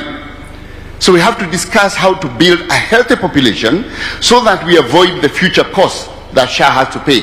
And for that, we need to think about the community level. We need to ensure there is a policy framework for them to ensure they can actually do the thing that they do in other countries. Integrated community case management, looking at pneumonia, malaria, and all these things. That requires a conversation with the Ministry of Health and all the policy workers. Secondly, the commodities that they use. They need to find a pathway within policy so that they are not a second thought, like you say, we need now to refill the kits. We need to work with the counties to ensure that they are within the procurement and the Kenya essential medicines lists, and that conversation can be had. Finally, it is to enable the primary care networks. They are really critical to your legislative agenda, but they have not been fully operationalized. I think we have worked with the Ministry of Health to develop a primary health care regulations that should help operationalize the primary care network, because when that's operationalized, then you have a better referral system, and then we have a much better conversation on health. Finally, I need to bring the issue of wellness. That wellness is beyond health care. It's health. And one of the issues I would like to put on your table, Your Excellency, with your permission, is the issues around food regulation. The reasons that you see hypertension, diabetes rising, we see increasing demand on dialysis, is because we have actually left the food environment unregulated. We have people consuming sugars that are unregulated. We have people consuming industrial trans fats that WHO has put a limit on. We have advertising of sugar to children. In the supermarket, the sugar products are right at the counter. The people selling them to us don't allow that in their own countries.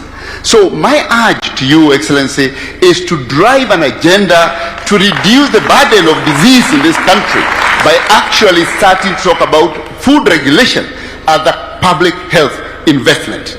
I think if we can do that, the cost of SHA in future will reduce, and we'll have achieved wellness for the country for the next generation, not for the next election. Thank you, Your Excellency. Thank you. Thank you. Thank you very much. Your Excellency, you can give your closing remarks. I think that is a wonderful place. You know, that's a wonderful place to end this conversation and to end this summit on health. We have had a wonderful engagement. I have really benefited from this engagement from yesterday and, of course, in this particular setting. I want to thank all the people who have participated. We have our mothers who are here. They are part of this conversation. We have people with different conditions. They are part of this conversation. We have manufacturers. They are part of this conversation. We have health workers. They are part of this conversation. And it couldn't have been more inclusive. We have members of parliament here. We have members of the Senate. It couldn't have been more inclusive. We have people online who are following this conversation. I think we are having a conversation of a lifetime as a nation, because health is a very serious matter. Kidinji has, you know, brought us a different perspective as we discuss Kenya beyond 2030.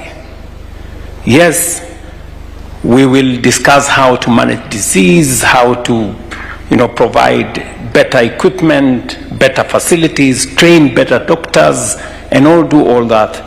But he's reminding us that we can do this also much more effectively in preventive and promotive care. It is the reason why my first step was to bring community health promoters on board from day one and to make them part of the health ecosystem in law. So today our community health promoters are part and parcel of our health equation. What Kidinji is telling us now is, while that is okay, we now need to build capacity for our community health promoters. We are not maximizing what they can do. Yes, they have gone to all the households, but we need to equip them. We need to, build the capacity of community health promoters. We're giving them a stipend today. I think we will have to think seriously about how community health promoters will play that extra role. It cannot be on stipend. It has to be in a different format. So again, this is a beautiful conversation, really. And we also need to move to the space where we control sickness from what we eat. I think that's what Kirinji is telling us. That is the conversation we must have. And that is why Kenya Beyond 2030 is a healthy conversation for us. We should be able to think health beyond medicine, beyond hospital. So thank you very much, Kirinji, for bringing that perspective to this conversation. I think we now have some, some topics for us to discuss as we discuss Kenya Beyond 2030 on matters health. And that is the beauty of this engagement. The fact that we've come here to listen. And I think everybody has had their say, and we have benefited in a very significant way from this interaction. And as a country, we are the richer and the better as we engage in this manner. The reason why we held this summit could not have been any different. I think we've had the outcome that we looked for. We have some homework to carry home, some of us, and everybody else have picked their piece. I want to say to all of you, thank you very much for your participation. I very, very sincerely appreciate everybody who has made this conversation the success that it has become. Asanteni sana. Ladies and gentlemen, I'm sure you'll agree with me, if commitment was a person, it is His Excellency. Why don't we give him a very, very, very warm clap? 10 hours seated right there is not an easy thing. Your Excellency, you're leading from the front. Let's also appreciate Dr. Mercy Korir, and for your information, she is a medical doctor with a passion to communicate matters medicine. So please, let's give her a clap. Thank you very much, Dr. Mercy Korir. We'll all now be upstanding as we finish this session with the national anthem. The anthem.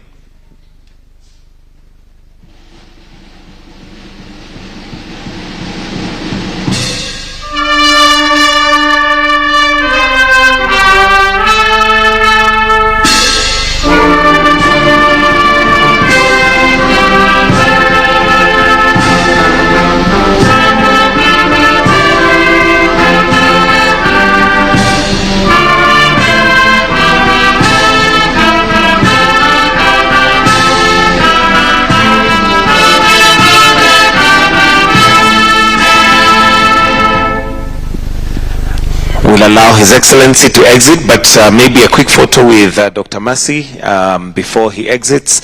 And then after that, kindly let's hold our positions as we get ourselves ready to allow